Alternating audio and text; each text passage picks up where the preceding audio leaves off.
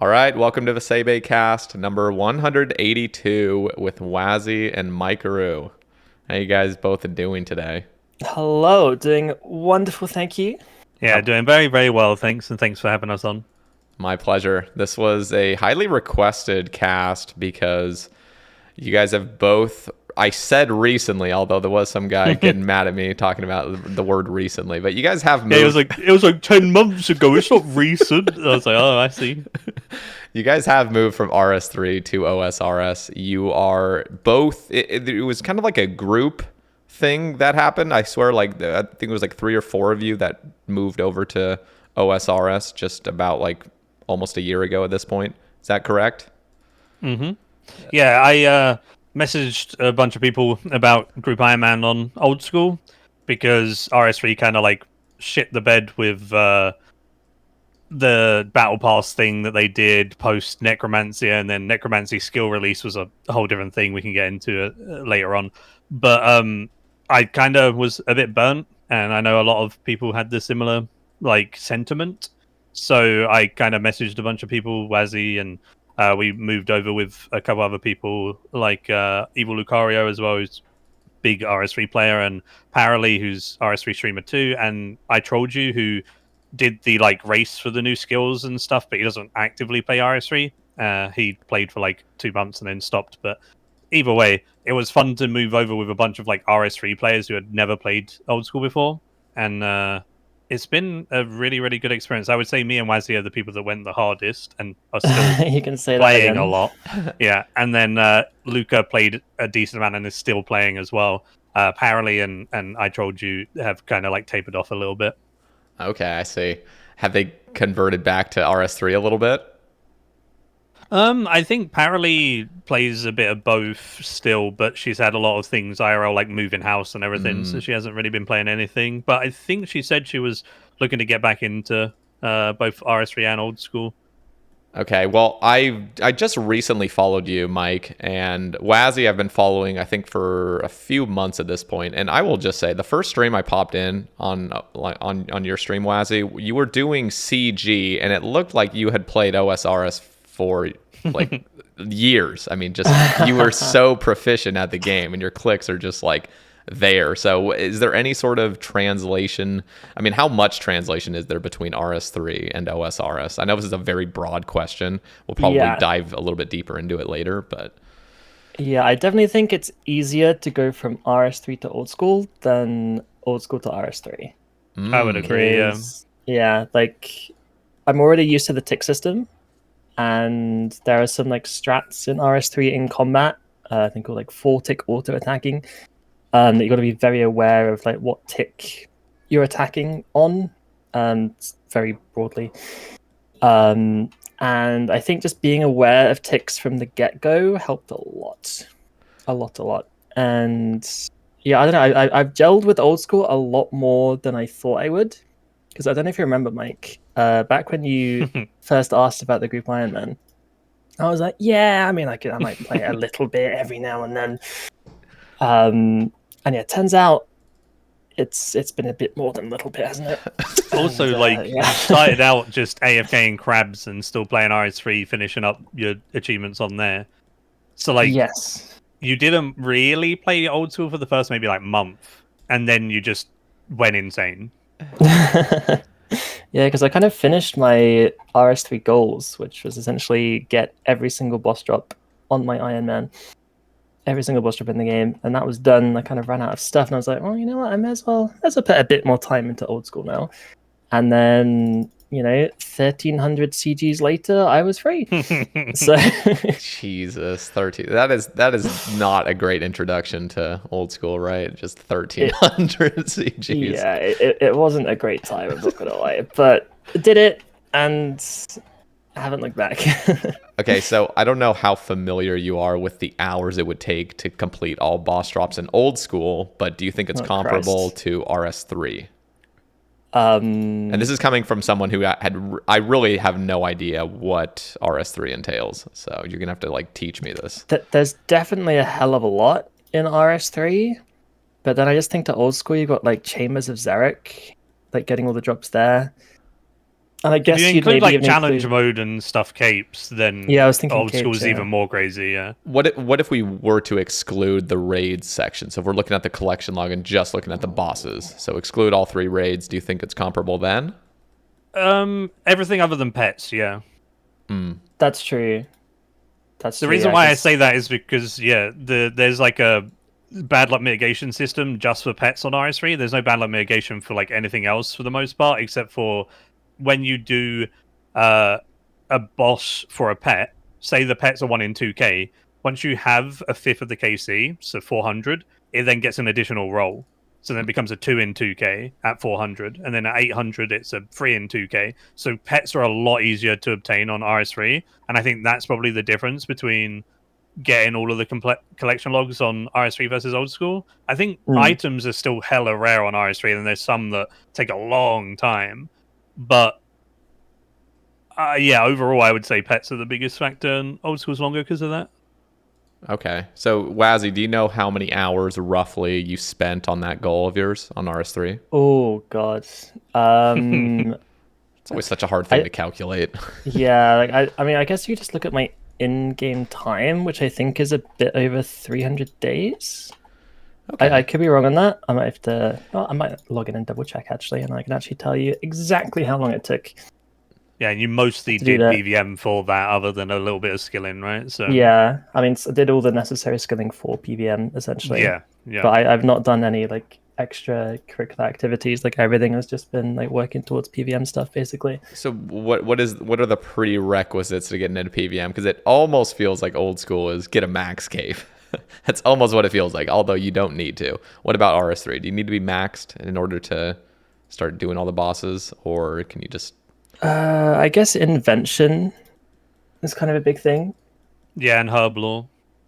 Oh god, yeah, overloads. Okay, so maxing isn't essential. Prayer. Nah, I would say it's similar to old school, where you need like the fundamentals to get the resources to PVM, but on a higher scale. Because like the prayers on old school, what's the highest? 77 for Augury. RS3 is 99. Oh, I see. So like it's just a higher level, but it's also easier to get those levels. So it's probably pretty similar overall to get into PVM on both games in terms of time. Okay. Yeah, I just looked at my my hands of my Iron Man, and it's a bit over 440 days to get every to essentially get every boss job. Yeah, every boss pet, every boss job. That's crazy as well, because you made that Iron Man like 2.5 years ago. We don't talk about that. That was longer than that. No, it was not, bro. It was. We talked about this before the recording, Mike. Come on, man. What did Hans say about when you started the account then? Hang on. It's been 1,400 days, nearly 1,500. Oh, okay. So it's like ages. About 3 years, just over. Yeah, healthy gameplay hours. That's what I'm going to tell myself. Yeah, it's like 150 days a year. It's fine. Hey, I mean, you guys are talking to somebody with 850 days on my old school account right now, so you guys are in good company. My main on Wonderful. RS3 has over 1,000 days. Sheesh. Okay, and when did you make that account though? As a kid? Well, I went full-time content creation like 6 years ago, and I had 100 days on it. Wow. So 900 days in 6 years. Wow. Okay, yeah, we're all... I mean, hey, we're in good company. Yeah, we are. All right, cool. We got that out of the way. We just healthy gaming habits. Okay, so there's so many branches I want to like stem off of right now. Just there's so much to cover. But first off, I want to just get your guys's basic sort of background with RuneScape. Sounds like Wazzy, you were just a super PVMer. That's what you focused on. What about you, Mike? I'd say I'm like a jack of all trades. A lot of people know me for skilling because I made like guides and stuff, but I've actually done a lot of PVM as well. A lot of people see me as like the skiller man, or the clue man because I've done a lot of clues. But I'd say I've done like a bit of everything, and I can do everything at a decent level. Not like the highest of the high level, but higher than like the average player. Yeah. So like, yeah, just like a jack of all trades, not like master of anything, but okay at everything, you know? Yeah, you can get most things done. Cool. Yeah. And what is your guys' favorite activity? I'm assuming clue scrolls for you, Mike, and PVM for you. But are there any Very other much little so. things that are? On RS3, my favorite activity is clue scrolls. On old school, I'm not the biggest fan. Like the Interesting. rewards from them are good, but actually completing clues in old school is a lot less fun because optimizing clues in old school is just teleporting to the correct place and then like running over to the location.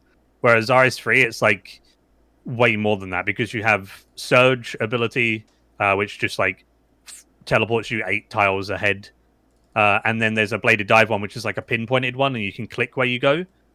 And then while you're doing your clue scrolls, like you would teleport into the location and stand in the exact tile to then diagonally surge through a wall and then like bladed dive for another wall and then dig type thing. Oh So shit! they've got it down to like a formula, and it's so much more fun doing it in RS3 to me, just because the movement system really shines there. Whereas like the movement system for old school shines a lot more with like PVM, right? Because you have to be tick perfect with some of your movements and things. And clue scrolls is kind of just running, right? Yeah, Yeah, yeah. you can turn clues into a bit of a speed run, essentially. Like you can do them leisurely if you want, but the skill ceiling is insanely high for clues if you look at it from a speedrunning point of view. Yeah, to like put it in perspective, I have a PR of 50 hard clues because they're stackable. So you stack like 50 hards and then go do them. My PR is 56 minutes for 50, but the world Jeez. record is 42 minutes. Holy. And like my speed is not a bad speed. It's in like the on the speedrunning website when I submitted it, it was like top 10. But Wow. then like the difference between that high of the high, it's like, you know, people who do the crazy stuff like Dolo, TOA and stuff, right? They're just like in a league of their own. That's crazy. And I mean, clearly a lot of it's RNG, right? Are clue scrolls the same as old school where there's like 4 to 6 steps for hards, or is it more a Yeah, little bit but different? I would say RNG is kind of I guess I've over somewhat 50 of a clues. factor. But yeah, it definitely evens out, and there's also a thing called the Totem of Totem of Treasure, and it reduces the steps by 1. So it's in old school, it's what 4 to 6? No, Yeah. 5 to 7. No, I think it's 4 to 6 for hards. Yeah, so then it's 3 to 5 for Okay. hards in like RS3, and then you'll probably have variants of a few minutes. But for example, the person who has the world record of 42 minutes, he's had like consistently sub 50 minutes every single time, I like see. without foul, because he's done so much of the practice and stuff. But there might be variations between like, you know, 42 and 44 and 45, but not crazy amounts. Yeah. So what about you, Wazzy? Are you a fan of clue scrolls, or are you really just PVM? I think it depends on mood actually, because I've definitely had a few stints where I've like really enjoyed doing like a speedrun stack of clues, specifically hard clues. Yeah, hard's the best.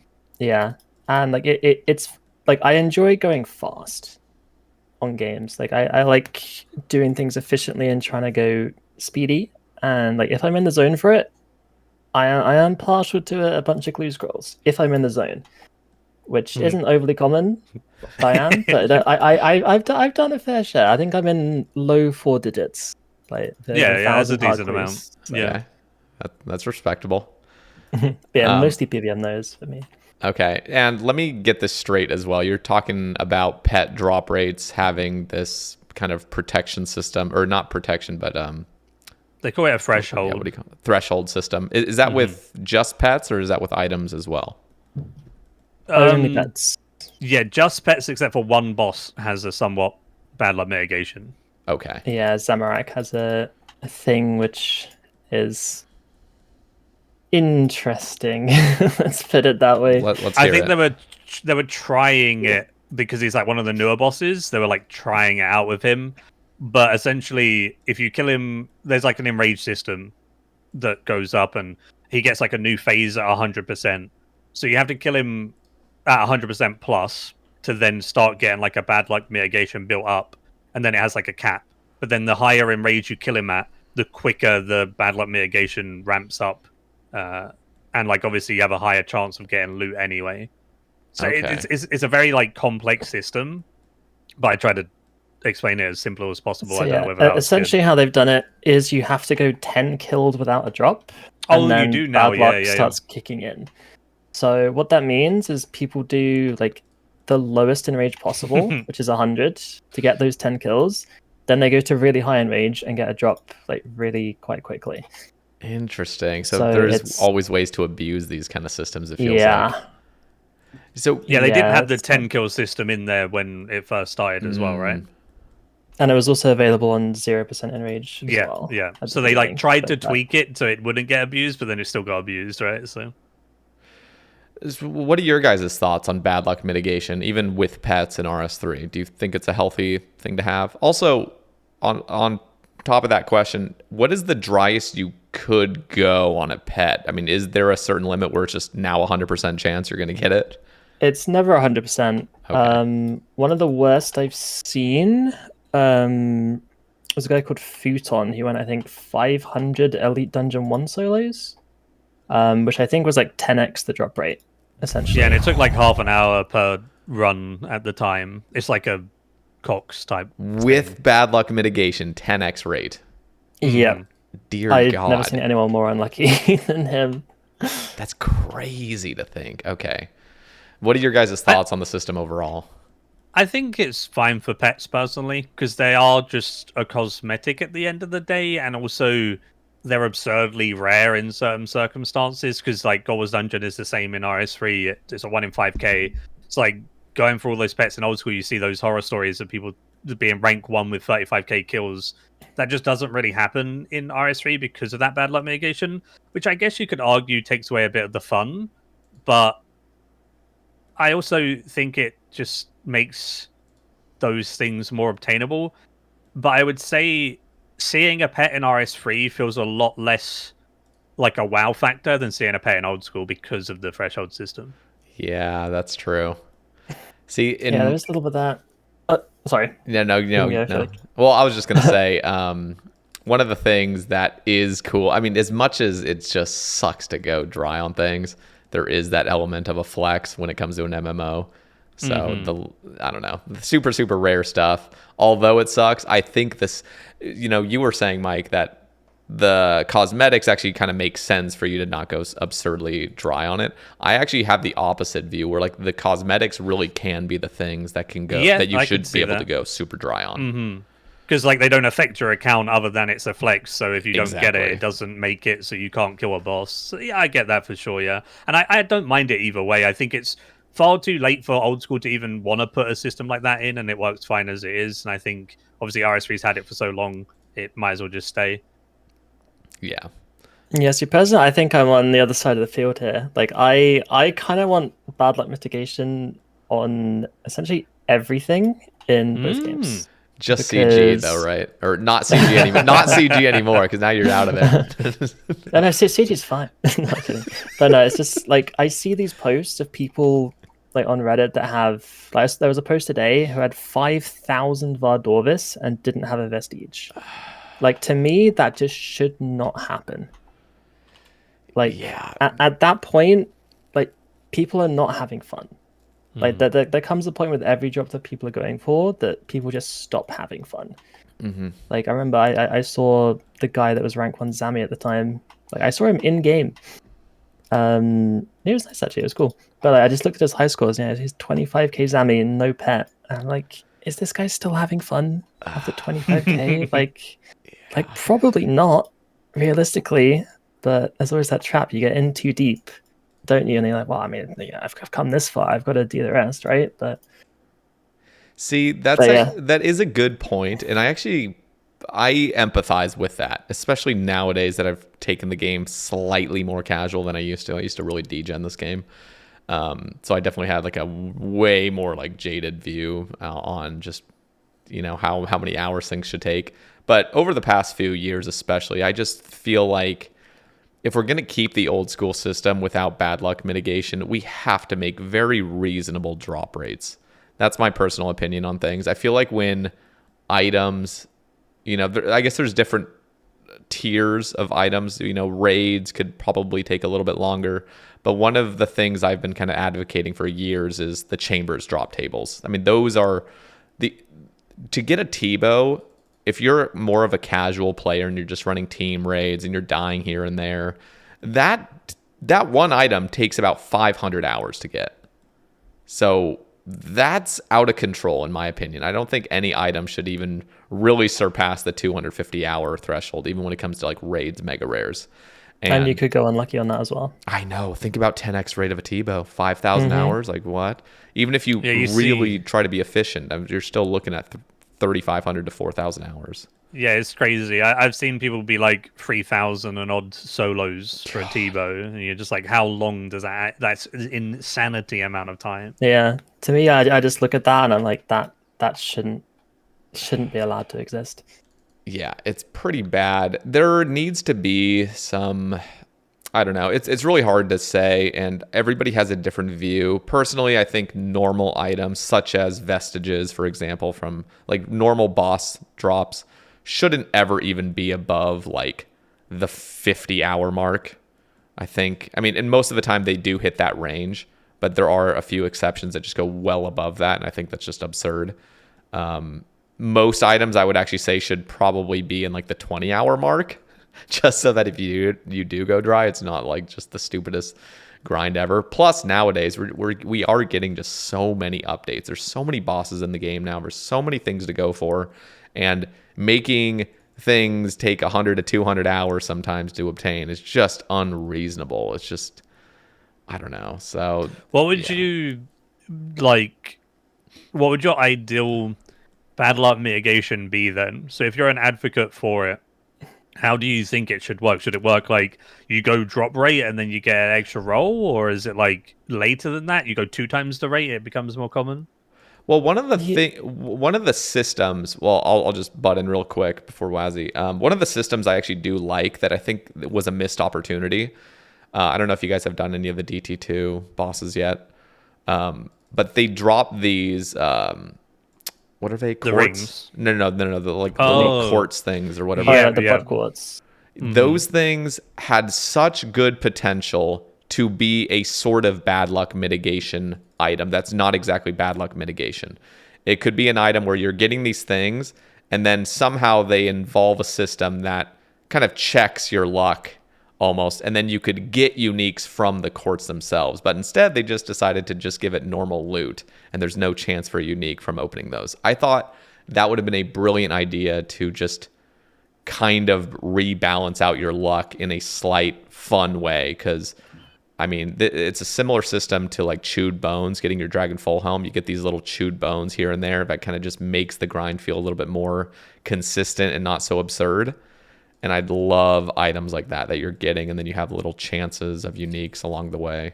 Yeah, I guess they could have done it with the chest from Muspa as well. Yes.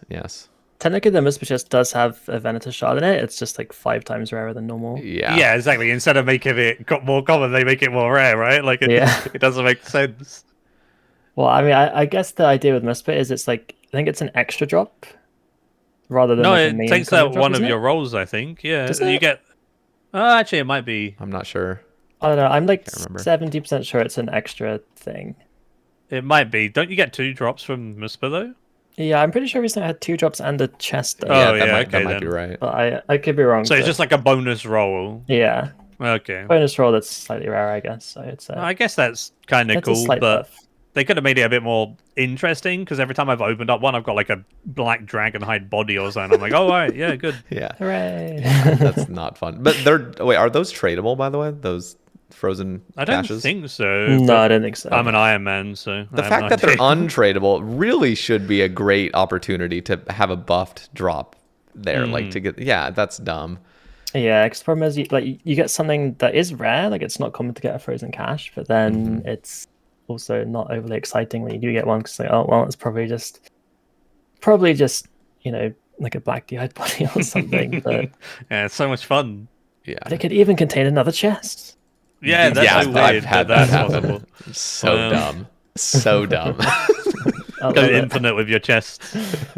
It's like that. you just keep opening chests, keep opening. Like imagine the luck, you get like 10 chests in a row. It's the same thing with like Yeah, it'd be Chaos so Altar. funny. There is a chance that you could use one normal bone and get to 99 prayer if you just keep reusing it. It just never disappears. Yeah. Oh my god. Yeah. Okay. So Wazzy, you are a fan of the drop or the bad luck mitigation. Do you think it should just go the route RS3 has, or do you have your own thing in mind? I don't necessarily think it has to be exactly the same. For me, it's kind of like when you go like maybe 2 times drop rate. Or maybe, I guess it depends on the rate initially. Actually, I feel like you'd have to modify it case by case. But like when you go, let's say it's a 1 in 1,000. If you hit, let's say, I don't know, 1,500 KC on that 1 in 1,000, every kill it starts getting a bit more common. Like that's kind of how I Does do it it. ever become guaranteed, or? It's, ideally, no one ever gets that far. Yeah, right. So once it gets down to like a 1 in 50, you're probably going to get it anyway. By the time. Okay, yeah, I get what you're saying. And is this only for your first item? Is it just checking your collection log to see if you've obtained it, or is this continuous? Is this like, oh, you've already had 5 of these, but now you're going dry on your 6th one? Is it still tracking? That's a good question as well. Like there's a lot of nuance to this, isn't there? Like there's so many questions that you got to stack on top. It's like, oh, this, and honest answer, I don't know. All I know is I like in both games I would like some kind of mitigation just in general. Yeah. As for exactly how it works, I feel like it really is boss dependent, because what you would do on like a regular boss for bad luck mitigation probably won't work the same as raids in a way, because raids are just kind of their own thing. They've all got different loot calculations and it gets incredibly complicated, I imagine. So yeah, I don't have a perfect solution. I wish I did. That would be quite nice. Yeah. But I just see these posts of people going insanely dry, and I'm like, that really, like, it pains me, honestly. And it's they're just not having fun at that point. Really surely. painful, especially when they're not a content creator. Because at least when you're a content creator, you can just like complain, and that becomes part of your stream. Is just, oh, I'm dry on this thing. But as a normal player, that's just playing for 2 hours after work. Now you're 3,000 dry at CG. Yeah. Like, dear God. Minus 3 years or something. Yeah. Oh my God. So yeah, I feel like every item or every boss is kind of like a case by case basis as to how it perhaps should work. But yeah, I think if we weren't to add any bad luck mitigation, what's very important is to just make drops very reasonable, even like more reasonable than we would even think. I think getting more purples at raids, getting more drops is just more fun in general. So I think Toa did a great job. Toa, you're seeing purples. If you're doing team raids, you're seeing purples all the time. It feels great. Yeah, I think the invocation system helps a lot for that. It does. That's true. But even when you're running, well, I don't know. Toa does it good. Chambers drop rates are way too absurd. And I was talking to Mod Kieran about this a couple months ago on the cast. I was talking to him specifically about the nightmare drop rates, and those got rebalanced in the project rebalance, and they've been made slightly more common, obviously drastically more common, but still slightly in a relative sense compared to every other drop table. Still takes like 115 Fasani's kills to just see one drop, which is just it's like one of the hardest bosses in the game. I've only killed it once, to be fair, but like it is not an easy boss. I mean, if that thing was pooping out T-bows and scythes, it would be a little bit more reasonable, but it's like Inquisitors is not. I mean, yeah, they buffed it a little bit with the mace, but man, these things are not even that good of upgrades. You could just completely ignore that place and you'd be fine. So, yeah, that's what I've done. Yeah, no, a lot of people just ignore it. But it's a shame because it's a really fun boss fight. It is. But the sentiment around it, like it's just quite the a effort negative. Doesn't outweigh the reward. Yeah. And I was trying to push him to, and he fully understands. He is a great a great JMod. Like, he understands the nuances, trying to strike a good balance between certain groups of players that, you know, want the game to remain as is, and then the more progressive players and the noobs and the, you know, purists and everything. So he's very understanding, and he tries to strike a good balance, I can tell. And he even kind of agreed with me, like, oh, in the next 5 years, let's say, when we have Raids 4, potentially even Raids 5 at that point, are we still wanting to have the Chambers drop table be 500 hours for an item, basically, or 400 hours for an item? Like that, like, can we, like, we should make the changes now, in my opinion, to make these things a lot more reasonable. Yeah, one of the problems Chambers has is it's so diluted. Like, it has like 50% more items than the other two raids. And it used to have even more, right? Yeah, it did. Oh, did it? It used to have the Dragon Harpoon, the Dragon Sword, and the No way. the Dragon Throne Axes. Yeah. Wait, what? Yeah. Yeah, imagine Why? that, Wazzy. Yeah. It was, dude, I even remember. And that counted as a purple. Yeah, I even remember getting a What? Dragon Sword and a Dragon Harpoon from a purple. It was the most depressing thing, What dude. the hell? See a purple Dragon Sword. And Oh you're like, my I hate god, this. I had no idea. So it's already got That's better, messed up. which is funny because it's still like the worst drop. No, table. but here's the worst part. They made it so that the items still had the same rarity. So purples just became more rare because they removed it. They didn't actually. It wasn't like the. Yeah, it was the worst way. I'm like, you guys are that is dumb, delusional. yeah. Like, yeah, it. So they made it so you literally just roll a Yeah, purple less. you would often. just roll the white. If you got the Dragon Yeah. Sword purple, no, it's just a white light now.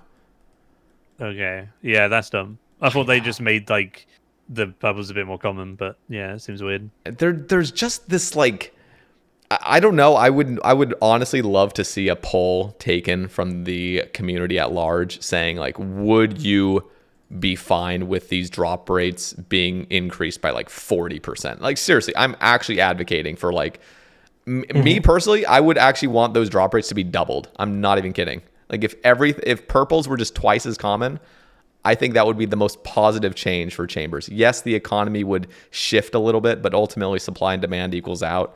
And if the items get cheaper, people won't do Chambers as much, and then, you know, that balances out as well. But honestly, to make Chambers feel a lot better and feels like you're actually getting purples, and to mitigate these insane dry spells that people go on, I honestly think that would be an amazing update. But I wonder what the community would think.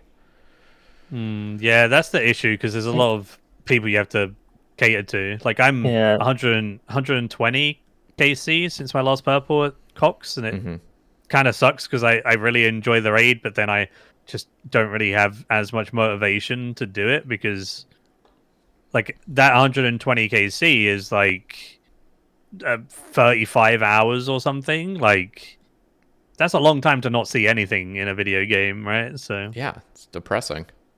And if it was doubled, I mean, you'd only be having to go 60 without seeing something. yeah, like, exactly. and yeah, I mean, but they also have a system, because what people really are afraid of, I think, this is projection, but it sounds like people just don't want the TiVo specifically to crash in price. But they already have a system in the Grand Exchange that's deleting these TiVos, you know, through the whatever. I'm GE. pretty sure Modash confirmed a while ago that TiVos haven't been deleted for a long time. Really? That's Yeah, I remember wild. seeing a tweet at some point. It's been like years since the last one got eaten. Wow, that is crazy to hear. So even with that, it's still that expensive. Yeah, I just And like, is it so? I guess my question is, does an item have to be that crazy expensive? Some items are okay if they go down in value, in my opinion, like if they get made more common. Because, for example, like, if you look at a range setup with like good gear, you'd probably just look at a Bowfer and full crystal. And then if you're looking for like top tier gear, you're looking at, you know, the T-bow. And the difference in the prices between those is absurd for like how much different they actually are or what they allow you to do. Like, you do any content in the game with a Bowfer and full crystal. But then, like, to make it easier on yourself, you need to spend what, like 10 times the price? It just seems really odd. Yeah, no, it's a good point. It's kind of interesting if you translate the old school prices to RS3 prices as well, because like the best weapons in the game in RS3, like the I guess a high average price for like the fracture staff of Armador, that was like what, 3 bill or so at some point, I think, for a 5 while. bill. Oh, 5. And that was like near release, wasn't it? Was It quite stayed new. at 5 bill for about a year. Okay. So yeah, that's like the absolute maximum something has ever been for an Yeah. extended period of time. What's the Definitely. translation? You translate that to old school, and It's like 450 mil. Wow. yeah, Yeah, that's I crazy. guess it's a bit more now, but yeah, it's like not even a third of the price of like what a T-Bow would be. So yeah, it's really and, interesting. Just like a comparison like that. it's also made in 3 pieces, so it's like one of those ones where you buy the pieces as you go type thing. I don't know whether something like that would work well in old school. What do you like, Wazzy? Do you like getting the one big drop, or do you like getting it in that's a 3 good question, pieces and actually. combining it? Because what RS3 has done, because I'm guessing you haven't played it, right? So No. when it comes to a lot of the big end game items in RS3, it comes in like pieces and you get each piece and you put it together. But if you're farming a boss, you get the pieces, a random one to start, and then you get the other 2 in consecutive order. So you always get the ones to make it. And so, for example, when the Fractured Staff of Armadyl came out, when it was like 5 bill for a year, one piece was like 2 bill, then the other 2 pieces were like 1.5 bill each. And then that meant that if you went dry on like the staff, you could still maybe get one piece and sell that for a bunch of money and then buy other things, rather than waiting for that one giant. You have like 3 chances at it, or like 3 bits of GP incremental instead of just one big thing. I think So a bit like the Venator Musper, essentially. Yeah, so that's a good way of putting it. Yeah, like Venator, yeah. I actually, let's just talk specifically about Phantom Muspa and the Venator bow, because that really is one of those that it's almost anti-dry mechanics already, because there's 5 pieces. Yeah. As soon as you start splitting them up, it just becomes a lot more consistent to get. But it's just very underwhelming to get, because your first 4, you just know for a fact, okay, I haven't gotten the bow yet, and I can't. Yeah. I have to wait for that 5th, and then the 5th is just like this relief, basically. Oh, like finally, like I got it. Like I was expecting this. I think honestly, a better system is the chewed bone system, going for the Dragonfall helm. That system is hardly ever used ever, but you get these little artifacts from the boss that still is pure RNG to get the thing. So, in my opinion, I think it would be way cooler to have some Phantom Muspa chest that you get. You get these little keys that are the same rate, let's say, as a Venator shard, but that first key could be the Venator bow, and you can also get the Venator bow from the boss itself at, a 1 in 500, let's say, just whatever's most reasonable. And it could even be a 1 in 1,000 at the boss itself, and then you're getting these keys, and the keys have a 1 in 5 shot of getting the bow directly from the chest. Because personally, I honestly think, I don't know if you guys have done Sire yet, like doing Sire and getting your Unsireds, that feels really good to get your Unsired, and it's like, ooh, we got to go to the chest and see, or go to the font of whatever it is, consumption, and go get your little roll at something. I think that's such just a better approach to this whole thing, because you could still get really lucky, and every key could be the thing. It's not just every 5 is a bow. And I don't know, like, do you guys feel the same at all? Like, do you think that's a... So are you saying you want the entire weapon to be on the boss's drop table, but also some ways to split it up as well? Yes. Yeah, yes. Best of both worlds. So I think that'd be quite cool. Yeah, so the whole weapon would be, I guess, rarer than normal, but still possible. Then you've got the little shards to try and make it as well. I like that. But the shards, it's not even like you have to get 5 shards. It's just the shards would be different. They'd be like keys or something, and then you go to a separate area to open the keys. And that first key could just be the bow. You don't have to get 5. You don't have to combine these things. It simply is just a key. You could go there, you could get unlucky, but it still is about a 1 in 5 to just get the actual bow itself. It just feels like at any point you could get this thing, instead of it just being this long process that feels, it's more consistent, but it's anticlimactic. I think people like the climax of getting something like boom right there. It's the same thing with the the DT2 boss drop tables. Obviously, it's invisible, so you're not actually sure when you're getting those vestige rolls. But 2 out of 3 copium. yeah, it would be cool to just have a very rare chance of just getting the vestige on one roll. So it is possible for you to just get a 1 KC vestige. Yeah, because it's impossible to like spoon a vestige as such because of the way that the mechanic works. Yeah, so they made it so it's more consistent, but they also took the fun out of it. Exactly. Yeah. So I imagine when you get one, you're like, well, now I'm done. I want to leave here. So, yeah. And there's no way to get it back to back. It's just impossible. Yeah, exactly. That's true. You'd have to kill it at least 3 more times to even be remotely having a chance. And the chance of getting like a 1 in 300 3 times. Yeah. In a row, like probably not going to happen. I mean, it could, but I don't think I've seen it. I think what was it? Somebody on Reddit got like a 15 KC vestige or something. I think I saw. I don't know if there's anything earlier than that. It's crazy. Yeah. I also am not a fan of untradeable things. I understand they do it for the price of the item to keep it artificially high. The Soul Reaper axe in particular is what I'm thinking of. Where you have to I'm very surprised at that axe, honestly. Instead of being able to sell the pieces, you have to make it type thing. It's so dumb. Because like if you really enjoy 3 out of the 4 bosses and you hate the last one, like you're just sitting on like 300 mil that you just don't, you just don't want to so annoying. Yeah. I have 11 Eyes of the Duke, and I'm not touching Leviathan again because I already have the pet there. So I basically have a bill in my bank just sitting here. And it's like on RS3 Ascension crossbows. Not that they're really relevant now because they've been like outclassed, but they're the same. There's 6 bosses. They all are slightly different. You need keys for each of the bosses, and you kill like different ones. And then they're untradeable when you get a signet from them. But you need 6 signets to combine for a bow. So it's kind of annoying because like I was going for all of the pets, and I had them all except for 1. So I was like, well, there's no point in me killing all 6 to make the bow. I just killed 1, and I've got like 20 of those in the bank. But I'm never going to kill the other 5, so it just feels bad. Yeah, if they had just made it... Okay, first of all, I hate the system entirely, but a better way to have gone about it, in my opinion, would have just been you got an axe piece, and you just combine 4 axe pieces, and every single one of the bosses drops axe pieces. I understand the way they did it, but if the way they were doing it, if they weren't untradeable, it would just be so much better. Yes, the axe would be cheaper, like significantly, but like, come on.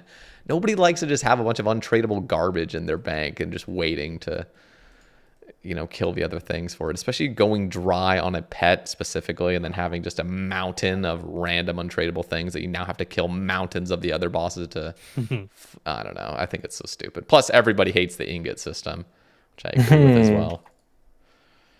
Yeah, there's a bit of controversy on that. It's quite a few threads at the moment on Reddit that keep popping up about the ingots as well. Like, nobody likes them. Irons don't like them because they can get screwed over. Mains don't like them because they're just a cheap drop and like it doesn't really do anything for them.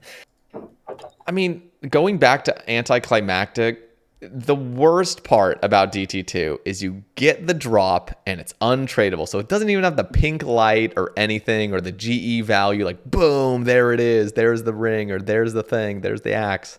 No, it's just like, oh, here's some untradeable garbage that's not even highlighted. Like, here you go. Like, oh my god. Yeah, so I've had boring. 3 Vardorvis axe pieces so far, which is very lucky. But yeah, they were just like, it does my little rune like ding-a-ling, but then it's just like value 50k. Yeah, it's like, boring. Oh. Yeah. I'm not a fan of it. I don't know. I know they experiment with these kind of things. I'm glad Jagex actually does these kind of test runs with things, and the community can say if they like it or not. Surely they won't be doing a system like this again. I doubt they will. Yeah. Oh, this is unpopular, I think. It might be popular. Well, I want to hear your guys' thoughts on this, but I don't like perfect kill mechanics when it comes to loot. I think... Oh, really?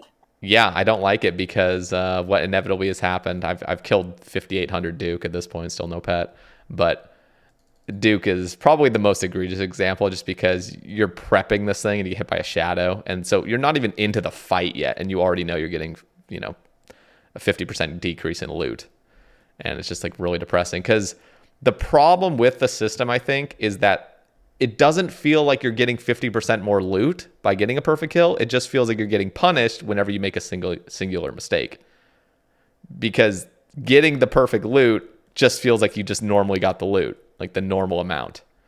And that might just be a mindset change that you have to like somehow meditate on and be like, okay, I just got a buffed loot, but it never feels like that. It just feels like you're getting overly punished. Like the mistake you already made you already experienced the punishment, which is damage and sometimes a stall. But no, on top of that, we're going to punish you further and just mitigate your loot. I think it's the worst. It feels so bad. That's my personal take. What are you guys' thoughts? That's interesting, because I'm currently in the opposite mindset. I'm like, oh, I got a perfect kill, I get more loot. Yeah, But I think if I it's like more it as rather well. than less. Yeah, it really motivated me to learn the boss like correctly.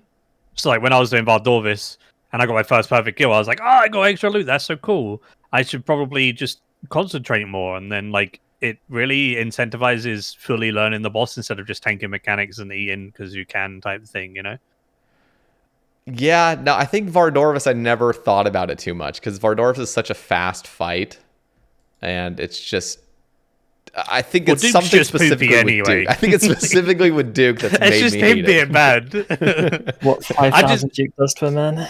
I feel like the issue with Duke isn't even the like perfect kill and the stuff like that. I think it's just the prep. I think the prep is just unneeded and it makes the boss fight unfun for me personally. Well, I guess they'd have to make the boss itself longer and harder. Oh, hello. If the prep was removed, Yeah. which I mean that would be fine probably. Or make the prep like PVM orientated somehow. Like you have to dodge mechanics or something while setting up certain things. You kind of do in a way. Yeah, but like there's like the skilling aspect of Duke, right? But maybe like he's literally awake and he's just shooting fire at you, and you need to turn on a couple of things and then you fight him or something. I feel like Just something like that would some just prayers or something like pray. yeah, it would feel or something to make it feel more like PVM, because it just feels like some unnecessary skilling thing when you're PVMing, and I don't know, it just feels odd.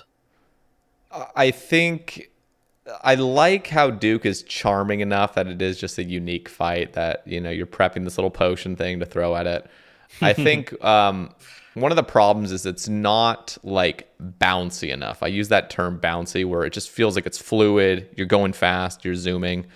The fact that you're forced to use tick manipulation in order to just have a quick, kind of more speedy kill that feels bouncy and feels like you're moving and feels like you're not stalling and just kind of sitting around is kind of unnecessary. I feel like they really could have made it so, I don't know, you get to the point, you're instant, like just in one tick you have everything. The next point you go to, in one tick you have everything, and then there's no delays. I feel like just the fact that there's delays, and then the fact that you actually have to click the physical potion and throw it at Duke twice instead of just being able to left click Duke, for example. Oh, and that's just a good point about left click. Yeah, like there's I just never like thought about that, but now that you've mentioned it, why isn't there just a left click on Duke, click through whatever? It would just like, there's things you can do to make this feel better and make it feel a lot more fluid and just. Yeah, that'd be nice for the mushroom method as well, actually. Just the mushroom method is what I did, times. and spam clicking Duke for the mushroom method would be a lot nicer, because you have to zoom in, put your camera, and then spam click the mushroom on Duke, right? If you could just spam click Duke alone, that would be so much better. That would that alone would make the fight feel so much better. Yeah. I almost feel bad now that you've said this, because now I'm going to be aware of that every single time I do Duke in the future, and it's going to just eat away at me, isn't it? Yeah. I mean, don't change it now that I'm getting hopefully closer to pet, right? I'm actually no closer. Change it now. Yeah. But change it when he right gets now. The Change pet. it right. Yeah. Not when I get the pet. Right now. That would be fine. They've got a hot fix ready. Yeah. They're just waiting. So here's the big question. One of the branches I wanted to talk about is old school more fun than you anticipated? Yes. Do you want to elaborate on that? I was just waiting for you to answer, but yes, it's also more fun than I expected as well. But I'll let Wazzy say his, and then I'll give mine. Yeah, I did not expect PVM to be as engaging as it is. Like I've been very surprised and throughout the whole journey so far about just how precise you have to be, both with like clicks and keybinds and like movement, especially. Like old school likes to test movement a lot, and it turns out I really like movement mechanics, like like TOA last phase, like the slamming or whatever, or the actual last phase with the dodging lightning. Like that feels so satisfying. And something on RS3 is that every boss is basically scripted. Like you always know exactly what's going to happen if you do the same things. Like chances are you're going to have like basically the exact same fight, plus or minus like a few like game ticks, I guess. But on old school, they like randomness a bit more, I've noticed. So like TOB, you've got the Nilo, the big Nilo, like it changes randomly. You've got to be on your toes. You've got the Sotic Tech Maze, like it's a different person every time, and like the path is different. I like that they do that. Like I really like that, and it makes every fight feel fresh instead of just like full on brain off. Yeah. I don't know that's not the case for every fight, but they do it a lot, and I really really enjoy that a lot. What about Yeah, you? I think that's what makes me enjoy old school as well, because like I've been motivated to do a lot more PVN than I was going to when I first started, just because like being in a group Iron Man with Wazzy and Evil Lucario, who are like some of the best PVMers in the game on RS3, made me just be a bit more PVM inclined when playing old school as a group. Like I got Inferno Cape and I never thought I would, all of that jazz. But I only done that because my teammates were doing it. Like Wazzy got it, then I was like, I'll give it a try, and then Luke had done it alongside me, and it was fun to explore and progress. But I think the biggest thing is the randomness of like every fight, including the Inferno, for example, right? You have to solve the waves as soon as they spawn. They spawn in random places. You don't know what's going to happen, and you've got to get it fixed. Whereas Inferno in RS3, the Jads spawn in the exact same place every time for triple Jads, and then you can save spot them, and like all of the other monsters spawn in the exact same places, or you stand in the same place to make it so it's easy. It's just unfun because there's not that randomness to it. You don't have to think on the fly. Same applies with a lot of rotations on RS3 because of the combat system and the way that combat works in RS3. For example, Telos is like one of the hardest bosses in the game. It's just a spreadsheet boss. There is literally a spreadsheet that says, do this exact thing on phase 1. You do that, it works. And it says, do this exact thing on phase 2. You do that, it works. And then you just do the exact same thing every single kill without foul, with no deviance, because it's just spreadsheeted to a perfection because there's no randomness. There's no like RNG in what you're doing. So I think the fun to old school for me is that there is a lot more forward thinking to PVM instead of just, again, like what Wazzy said, you just go with emotions and you just do what you did the last kill another 1,000 times. Interesting. That is. Yeah, it's very scripted. Yeah, I didn't know that about RS3. So I think that turns me away from a lot of the like farming a boss on RS3 versus farming a boss on old school. So yeah, and interestingly, the skill ceiling on RS3 is possibly higher than on old school. Weirdly enough, like the really good people on RS3, like the top people, are like mind blowing with their like consistency and damage output. Because it's like you give the same people the same gear, like one person's literally doing triple the damage because they know the game more, which is wow. quite interesting. So how much do you guys know about the top PVMers on old school? Do you know about That's also Porkazard, crazy. Exact? Yeah, like Porkazard Yeah. doing Inferno with no protection prayers is just, that is mind blowing to me. And I don't think I share the same sentiment of RS3 being a higher skill ceiling. I think they're both really insane because like you look at the top 0.001% on both games and they are just impossible to comprehend. Mhm. And I think they're just different skill sets, but both insane. Yeah, because one of the things, I mean, Noob Type in particular, him doing 27 Awakened Leviathan in one inventory blows my mind. Yeah, it's crazy. Like, that is the definition Yeah, of stuff is pure insane. focus and concentration and pure mechanical skill. And when I just don't think people, and again, I am ignorant when it comes to RS3 skill ceilings and stuff. When I watch, I think somebody linked me Evil Lucario's like first clear of some boss. I can't even remember what it was called. You guys could probably remind me that apparently it was like the world's Probably, first. yeah, 4K Arc Glacier, probably.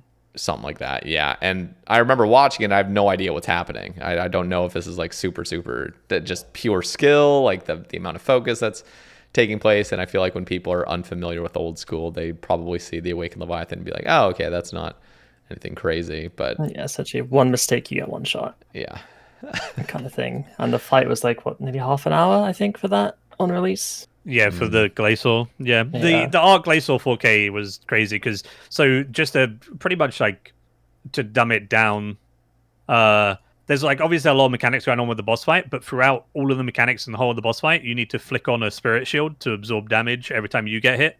So you were constantly flicking like your gear switches and stuff to minimize the damage because it's such a long fight.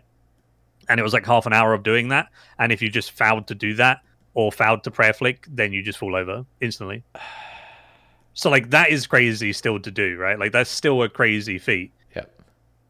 So I would say like both of the games are nuts in their own way and they both have like crazy challenges.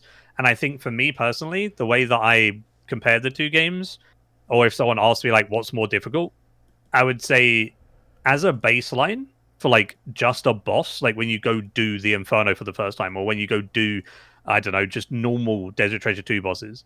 Like those bosses as a baseline are harder than baseline bosses in RS3. But RS3 have like the enrage mechanics and stuff, and that's what makes RS3 bossing hard, because then once you get to like high enrages of bosses, they're arguably harder than old school bosses, but they're also not, because you've done them so much and you progressed with the enrage that you learn with it. So it's not like you're going instantly into 4K. You have to like work your way up to it. So I would say like a 4K boss in RS3 typically would be harder than like Awakened Leviathan, but that's gonna be hard to compare because you have to do at least like 500 kills, 1,000 kills to even get there. Yeah. Okay, let's take a little turn and talk about clue scrolls, because you say how much fun they are on RS3. What are some little things that OSRS could do to make it a more enjoyable experience, in your opinion, Mike? For clues, Yeah. I don't know whether they can really do too much on old school to make clues better, because like the clues are just you do this step, you solve it. You either use like on RS3 there's a thing called Alt 1, which is like RuneLight, but like only can read your screen. It can't like interact with your client at all, but it reads your screen for like your clue scroll and tells you where to go. And like RuneLight will tell you where to go for a clue on old school. But like I think it's just the limit to old school clues is the movement system just being like point and click. Do you think there's a chance we could get Surge in this game? What would be the downsides of having something like Surge in this game? And explain what Surge is fully. Like, is it a load up? Is it like a spec bar? Like, I don't even know. Yeah, so it's got like a 20-second cooldown, but with like one of the skills, you like Invention, you can get like a perk thing that makes it 10 seconds instead of 20 seconds. And then when doing agility, there's like this book you can get that then makes it able to be done double. So you can do double surge. So 2 surges every 10 seconds. It sounds really weird to try and explain this to someone who doesn't even play the game. But then, yeah, essentially you press the button and it just like shoots forward whatever direction you're facing by like 8 or 10 squares. Just in one singular direction. And then you have bladed one dive. tick? Like, is it like that fast? Yeah, in one tick. Oh my god. And then bladed dive is like a pinpointed version of that can go in any direction. and it can also go like in like an L shape and stuff, right? So like, say you wanted to go 2 squares forward and then like 2 squares sideways and do like a little right angle, you can do like that diagonal movement just in one click with a bladed dive. Interesting. And you're going to even combine Surge and Bladed Dive at the same Yeah. time and go to Narnia. Yeah, so that's what makes it so much fun in RS3 for Clue Scrolls. Like, you're standing at a doorway, and then you can bladed dive diagonally, like, through a bit of a building that doesn't have, like, any blocking tiles. And then you could then surge straight after, and then surge through even further. And then for someone watching, it looks like you've just teleported into a different building randomly, right? So those type of things are fun because it really utilizes tiles that you stand on and angles and stuff like that. Yeah. But I don't think old school can really do anything. They could, I guess, make clues a bit more enjoyable to solve, but there's not really much you can do to make a clue enjoyable to solve, especially when RuneLite exists. It's the same reason why Alt 1 in RS3 kind of makes it hard to innovate with clue scrolls, because you make like a cool puzzle.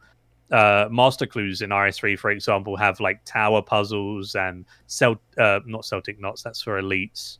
And then they have like lock boxes. There's a bunch of like other things that old school doesn't have, but you just have something solve those for you, so you don't actually use any brain power. And like old school has the same issue, right? If they make a cool puzzle, then RuneLite's just going to solve that puzzle, and you're not actually going to be doing anything to make it fun. The thing is, and I think you agree with me, is that ultimately what makes clues fun in the end game is just doing it fast. Like seeing how many you can definitely really do. And I think most people actually agree with that.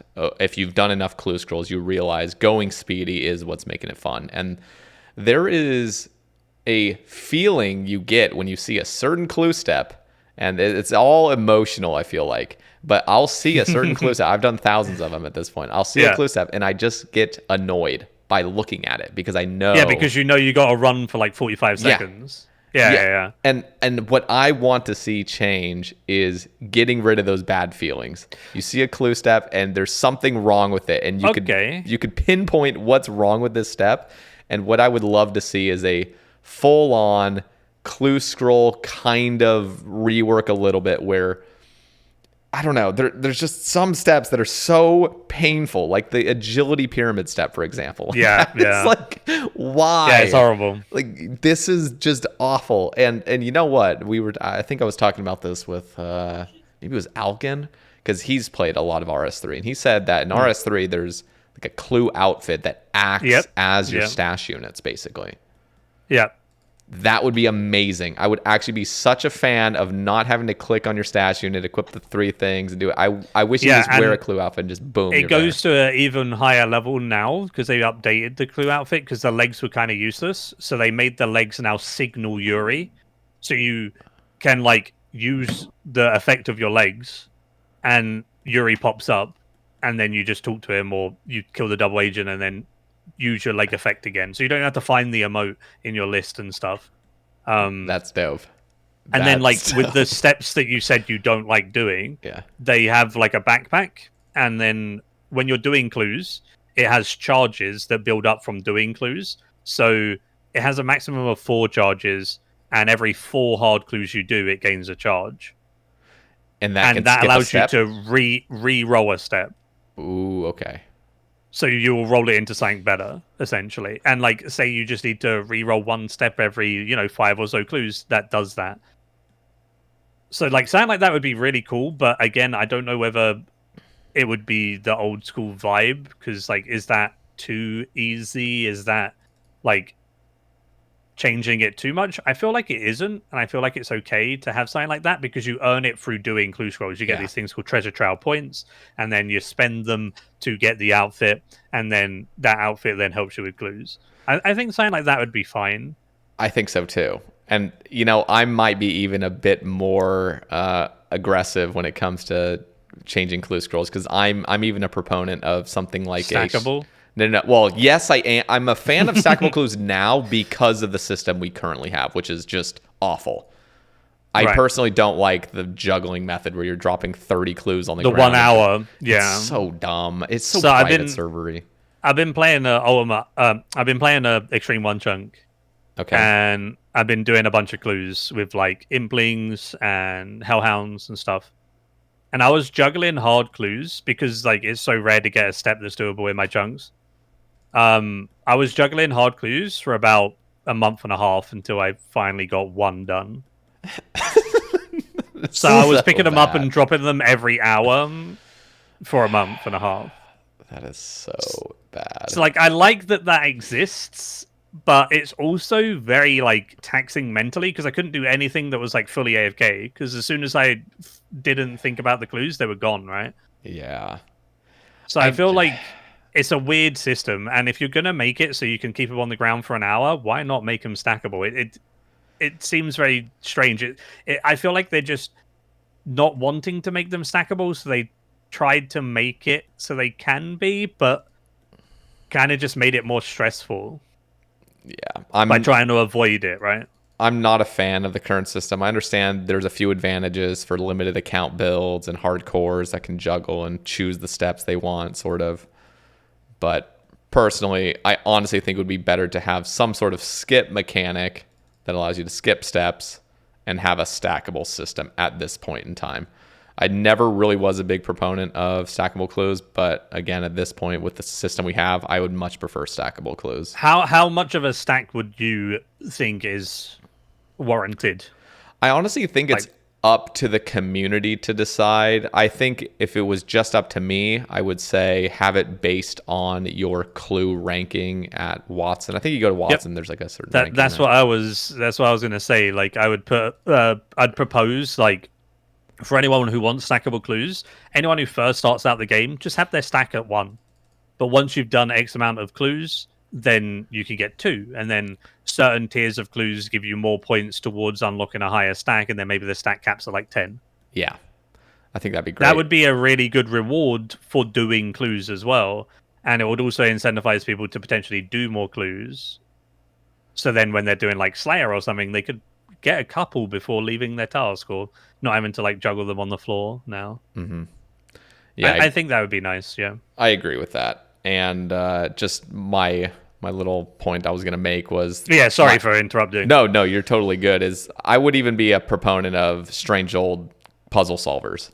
So we have strange old lockpicks for Barrow's doors where you just don't even have to solve the puzzle. I would want to have a clue reward be a strange old puzzle solver that you just click the strange old puzzle solver and it solves the clue for you. So what if I told you you should say that? Yeah, what if I told you they exist in RS3? I think somebody's told me that before. There's so many ideas that I think of and then they're like, oh, that's an RS3. I'm like, damn. Yeah. As much as I hate on RS3, like they got it going on in some areas for sure. Yeah, we got that, but it also has the issue of like it's not common enough as a reward from clues, so you can't like infinitely supply yourself, and then you have to buy them, and they're really expensive. So like, at least they're tradable. Yeah, at least it's an option, which is good, but it's also not perfect in RS3 as well. And also, like for example, the puzzle skipping tickets drop from hard clues, but they don't drop from elite clues. I think they just added them to the elite clue table very recently, but they didn't drop for years upon years upon years, which then meant like the one you wanted the puzzle skips the most for didn't even give you them. So it was a very weird system. So, but yeah, I think something like that would be cool as well. Yeah, it doesn't save you like a ungodly amount of time, but like if you have the funds, like why not just make it easier on yourself? It's like buying implants to get clue scrolls, right? Yeah. Like you're just making it easier on yourself with your capital. Like during the break, I just mentioned to Wazzy that I did the Musper achievement with the Salamander. Oh, yeah. And it was really fun to do because in RS3, a Salamander is only range. But in old school, like I took a mage swap and you'd swap the style to make it deal magic damage during the melee phase. And like it felt cool to learn more about like the Salamander system through a combat achievement. And like you learn a lot through combat achievements in general, and RS3 don't have them. And Wazzy's a huge component because he's a master tier combat achievement getter now. Oh, make me blush. He's been really enjoying them. What are the pros and cons of combat achievements, and do you think RS3 needs a system like that? Short answer, yes. Long answer, yes. I really like achievements for the most part. I think they're really fun, especially when they put a bit of a twist on the boss. And I really like them. They're fun to go for. Ones that I don't like though, I don't like speed ones that are like quite a short duration. Yeah, I can So- agree with that. I did a Hespori one the other day, and I just had to wait until I hit a good like crystal halberd and teleport out. Otherwise, it was Yeah, unfun, like that right? to me is not RNG. fun. Yeah, But like the speed ones for raids, I think is really cool because that tests you for a good amount of time and not just like a singular pop-off kill. mm. But yeah, I really like combat achievements, and I do want to get Grandmaster one day. I'm just a bit gear locked right now. I need like 1 mega rare, I think, at least, in order to Hey, I have get some of those other ones. I have a mole. Okay, I need 1 damaging mega rare. The wall is cooler. I like the wall. Yeah. Yeah. Yeah, I would love to see combat achievements in RS3 as well. I think it would be amazing for the game. I think I agree. Yeah, it's replayability of same bosses as well. Like, you're not going to go and kill some random boss, but when there's a combat achievement on the line, I'll go back and kill that for a couple of bits to get that achievement and then forget about it again. But, like, at least you're going and doing something you don't normally do, and that's fun. Yeah, it revitalizes bosses that you've previously kind of written off, which I really do quite like for the most part. Like even like Colosseum recently, that came out. Like Get the Quiver, hell yes, that was cool. And then the reason to go back kind of dwindles a bit, but then combat achievements come out, and you're like, oh hell yeah, let's try and beat him with a Zami spear or whatever. And like I find that really fun. Like I really enjoy that, and the sense of achievement is awesome. And I like the interface and like making the green bar go up. Yeah, that's true. That is nice. number do go up. The my main complaint when it comes to combat achievements is the constant need, and this only happens now with the system that we have, that basically like if you've hit a nice threshold, you're pretty much camped at elite or master or whatnot. But if you've hit grandmaster before, whenever an update comes out, you're now locked kind of in getting all those tasks done before you enjoy the game again, because you're like used to the kind of tasks now. Yeah, it's a bit like trim comp in RS3, I guess. Yeah, but isn't it like just a cosmetic, right? Like it's not like it's not just cosmetic anymore. There are a few nice perks you get from it, like the I guess that makes sense. Yeah, there is a couple. Yeah, okay. Trolls. Yeah. When there's like extra unlocks to it, then it does feel like you're forced into it, and I completely agree. I think, and the way, and again, this isn't like the biggest deal in the world. It's just my personal gripe with combat achievements. It would be the same thing if all of a sudden achievement diaries, just every single update had another like random achievement diary you need to do to get your cape back. It's just annoying. I understand why they do it, but I think the best system, again, this is just extra steps for the sake of pleasing me as a player. But in my perfect world, it would be when they let's just take the. I think the best way to paint this example is the DT2 CAs that came out. So what would be cool is if the team decided what the CAs were going to be for all 4 of the DT2 bosses. And then instead of just having one update where boom, here they all are. And by the way, if you've done these before, if you've accomplished these tasks before, it doesn't matter because we haven't tracked them, but now we're tracking them, so you go do them. I think what would be cool is to have like almost like an invisible update that happens prior, and it allows you to complete the tasks before the tasks are actually in the game. So it's tracking if you've completed the tasks without them actually being in the game yet. So when the update finally drops, you already had a reasonable amount of time to have already completed them. So as soon as the update actually drops, you already have your Zuck helm back. So again, it's not fully necessary to have a system like this, but I think it would be cool is just almost having a wiki page saying, hey, here are the CAs we're going to come out with.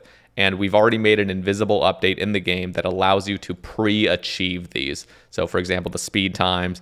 And so you could just do these tasks on your own for free while still having the Zuck helm. And then as soon as the update drops, it pre-registers. It like grandfathers you in, like, oh, you've already done these because we already had an invisible system testing these things. What So it about gives you just this the leniency. grace period? That's exactly what it is ultimately. It's like an invisible grace period that's allowing you to have it. Okay. It's definitely easier said than done, because one thing that could be quite scary there is, imagine you spend, like, let's say it's a really hard achievement, you spend 5 hours on it, you finally get it, and it turns out it was bugged and wasn't tracking correctly. Yeah, no, that's true. That would be But annoying. you'd be but pissed. but so ultimately, yeah, there will be some mistakes made. But I think if they've pretty much gotten rid of a lot of these bugs in the main game anyway, so I that wouldn't be that big of a concern of mine. But yeah, that could still happen, of course. I just think that sort of grace period where it's invisible actually sounds better than a normal grace period, because a normal grace period would be wonky because you actually haven't completed all the tasks and it's showing you that, oh, like, you're still good to wear this Zuck helm. I think the invisibleness of it kind of makes it a little bit cleaner. As soon as the update actually drops, you actually do have all the tasks completed. The number shows, and you can still keep your helmet.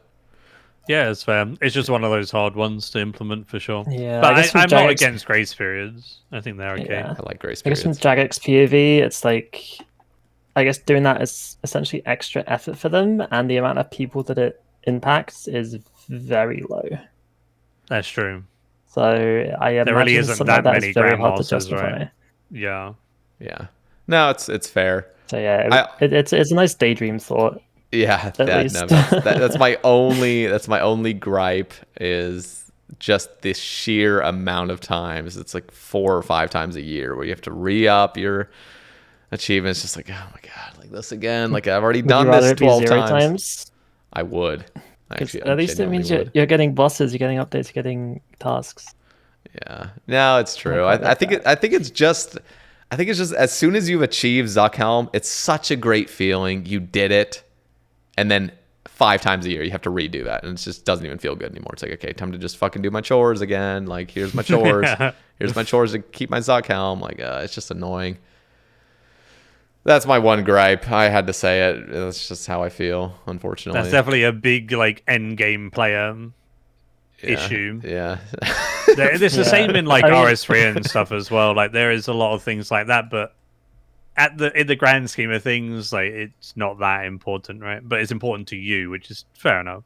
Yeah. Yeah, the thing is, you are going to do it anyway. I know. Yeah. I still haven't, though, for the Coliseum stuff. Just because I'm surprised at that. I've been camped at Duke. It's just because I don't need it right now, technically. Like, there's no perks right now I absolutely need. But as soon as I move on from Duke, I will need to go to Coliseum real quick and just finish those up. They are pretty fun, to be fair. Apart from the reinforcements on that one is so frustrating. Those freaking bees. Yeah. I will say, though, But- the TOA ones, I did not do the TOA CAs for like 9 months when they dropped all the CAs, because there's just so many of them. And I was like, I hate TOA. I hate this. There's a lot. Interestingly, with TOACAs, did you know that group irons don't have to do the 8-man speed? Yeah, there's like some weird. It's not on there. And It's really weird. And if you're a duo group, don't you not even have to do like the 3, 4, and 5-man speeds, or how does that work? Maybe, I'm not entirely sure. I just know that the 8-man is excluded. Which Oh, is that's kind of funny. interesting. So we have one It's less so task. you could get nor- Grandmaster without losing prestige, I guess. Yeah, I thought if you're like a duo group hardcore, you don't have to do any of the team ones that are. Would make any above sense, 2. yeah. I mean, I don't know if they've actually implemented that. I don't know how much they've put those systems in place, but that would make sense, obviously, if you're a hardcore, because you need to keep that prestige. You can't be raiding with other people. Mm-hmm. Yeah. Okay, so let's talk about Battle Pass. That's what it was called, right? Yeah, it was called the Hero I actually Pass. forgot. Hero Hero Pass, that was the one. Pass. Hero How Pass. did you Yeah. forget? Did you not become Yeah, a Hero Arse, my bad. Sorry. Hero Pass, yeah. Okay, let's break it down for those that don't know much about. All I remember was some Twitter drama, but again, I don't play the game and I don't really know what was going on. So can we get the full scoop? What happened there? He wants to go. Yeah, I could just say the TLDR. They said that there was a major update coming to RS3 post Necromancy, and every update after Necromancy was going to fit this Necromancy season. So the new skill came out, and they dedicated the month of the skill release to fix anything that was wrong with it and improve things, etc., etc. Balances, great, good. The month after, they said there was a really major update that's coming out that will link into Necromancy. That major update turned into a battle pass system that had like necromancy themed items, and then there were like it was like major because it entwined with everything you did and stuff, which just meant like you would get battle pass level ups while doing things and whatever. So they really went into that, and that was like the only update we were going to get that whole month as well. So everyone obviously was like, well, this is shit, we don't want this. Then they done like a big apology and said that they were looking into it, and then they like improved in quotations to battle pass, and then said they're going to continuously monitor it. Then like 2 weeks later, they said they've like done something else to it and they've made it even better, and they're not doing any future ones. This will be the only one. And then like another week later, and they were like, oh, we scrapped it. We're going to remove it from the game. So they spent like a month trying to improve it or like change it instead of just removing it like we wanted, and then they removed it anyway. And then we also didn't have any updates during that time again because they were like putting focus and stuff on that. So everyone got really annoyed, everyone got demotivated, and that's when I personally reached out to Wazzy and everyone and wanted to play old school because I just had enough of it. And there was obviously more than just a battle pass for me. It was like the straw that broke the camel's back for me, because they devalued a bunch of my really enjoyable parts of the game with MTX prior to that. Like, for example, Clue Scrolls have these things called dyes in RS3, and you can dye high-tier armor, certain colors and things. And people love that. They love that these high-tier armors and these dyes are like a flex. You get like a dye that's worth like 5-10 bill, and it's like so rare from a Clue. You put that on your armor and you look cool and you can walk around, you can flex it. It's like a party hat, you know, that type of thing. And then they just released them through MTX. And they said that they weren't going to release any more dyes because the system of dyeing gear is quite hard to release them. And that was the last thing we heard about them. And then they turn around and release MTX dyes, and there's two of them. God. And they look really good too. So then that devalued the price of the dyes in game, making like Clue Scrolls less valuable and all of this stuff. Sorry, I hit my microphone. No, you're good. But yeah, like that was like the straw that broke the camel's back for me with the battle pass after all of the MTX power creep as well. And like Iron Men couldn't really get the MTX dyes either, for example. So then Iron Men just were left out a whole cool thing. So yeah, it was just a really big shit show with all of that. And it could have just been avoided even if they releasing it. And the bad feedback they instantly got, if they just didn't release it, then people probably would have looked at them and been like, good, they actually listened, instead of releasing it anyway, trying to improve it over a month and then taking it away anyway, you know? So, yeah, it was just really bad. At least they took it away, I guess. They finally came to their senses instead of just continually doubling down. That's true. Does suck, though. What about... Yeah, one thing that was kind of disappointing when the Battle Pass came out is they basically, the way they designed it from a player point of view, it was essentially, how can we make this as annoying as humanly possible in every single aspect of it to encourage people to spend money to buy the scripts. Like, it took was a long time to unbelievable. complete. Yeah. Like, and that, I don't know what a good comparison is on old school, but yeah, it was just like the hours they required of you were just completely unfeasible. Like it basically wasn't possible to complete naturally without spending money. Yeah, pretty much. Or playing like all day, every day. Yeah. Now these things can't be used on Iron Man mode, right? The cosmetics can. So like the Battle Pass was available to Iron Man for the cosmetics, but like the power ups and stuff that they had designed that they took away when they were improving it. And all of that, they like made it so you got easier boss kills for the first time ever as well. Again, like MTX then power creeping bossing, which should just never be a thing. Like we've accepted that it's just XP in RS3, but then they're trying to do other things. So I think that was part of the issue because Iron Men could get those as well. which then led to a whole other complication. Yikes. Could they? Yeah, I'm pretty sure they got like one or two of them. They didn't get all of them, but they could get some extra like boosts. Same as like the golden cape. It was shouldn't have been on an Iron Man, for example, in my opinion, as well. Like prior to the battle pass, the the infinite portals stuff. thing. Oh, did I love And that then- for selfish Yeah, reasons? and then the golden cape also could minimize damage that you took, and that was available on an Iron Man. Yeah, So like Yeah. those type of things were just a big issue, in my opinion. that's fair. I don't hold as strong a view, but yeah, they probably. Yeah, shouldn't that's have been because you on can do all of the end game content, right? there. That is true. For someone yeah, who's like, like the- struggling to yeah, do it doesn't matter. something and being able to do it with like a MTX item is pretty shitty Yeah, I think for it's the like Iron Man a- game mode. It made a boss do 20% less damage to you. I think it was. Yeah, yeah. Which- So random, dude. Yeah. In the grand scheme of things, it's not that much. It's probably not the difference between a kill and a death, but It's just Yeah, it's it's a weird bit seeing it from an weird. old school perspective. Yeah. Like if you were to Imagine introduce something like that. yeah. Yeah, imagine it in old school. It'd just be very, very odd. And it being locked behind a paywall essentially to get to the point where you can use it. What are your guys' thoughts overall on MTX? Like, are you guys kind of okay with it here and there? Like, what just, you kind of get like used to it with how much you played I RS3? think the word defeated kind of sums it up quite nicely, doesn't it? Because like Yeah, one and- thing Yeah, carry that on, sorry. people, everyone's always like, oh, it's just cosmetics. But the thing is, even just cosmetics is quite damaging because you see someone walking around and, that they could have some insane achievement at a boss and they've unlocked a cosmetic for that. And it looks really cool. But a lot of people, because there are so many cosmetics, they don't know which cosmetic Yeah. is associated with which achievement. Hmm. So, like Blood Torva on old school, like that looks awesome. And you're like, when you see someone with Blood Torva, you're like, damn. But Hmm. if there were like, 1,000 different outfits, how would you know which ones are the hard to achieve ones? So like Yeah. it in a way it kind of devalues people's achievements somewhat.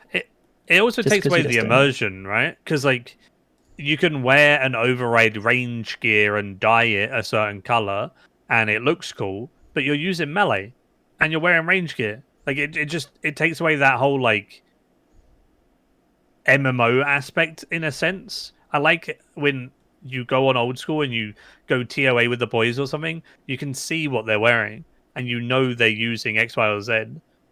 In RS3, if you go do any type of PVM, then you don't really know what people are actually wearing unless you have inspect them and take a look at their gear. So I think that cosmetics also kind of ruin that feel of the game.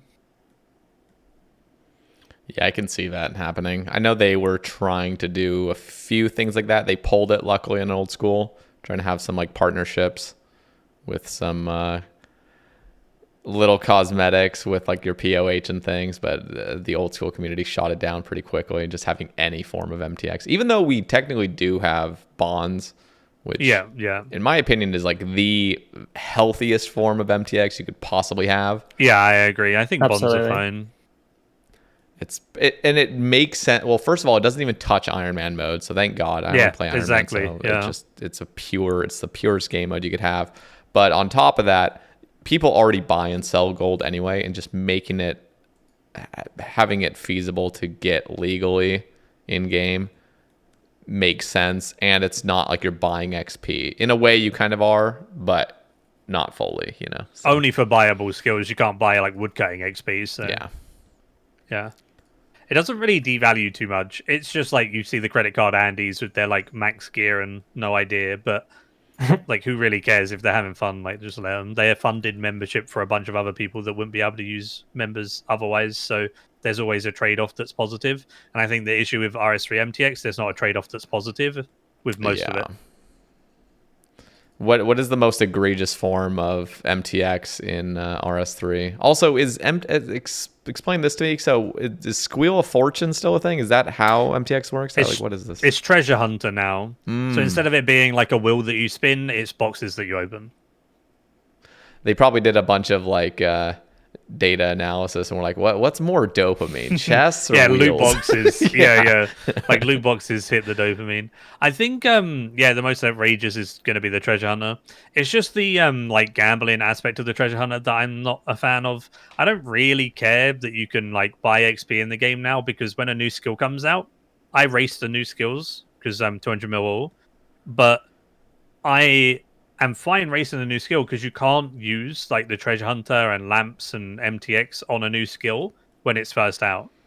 So until like the high scores are settled, typically like 6 months later, they'll open up the MTX to that skill. I see. So when I raced Archaeology, when I've raced Necromancy, like I've enjoyed those races, and there is no way that you can cheat those with like real life money. And at this point, there's so many people with 200 mil all that, you know, if Andy down the road wants to go ahead and spend thousands of dollars to make his 200 mil all journey quicker than yours was, who cares? The 200 mil all journey is already quicker because the skills have become easier.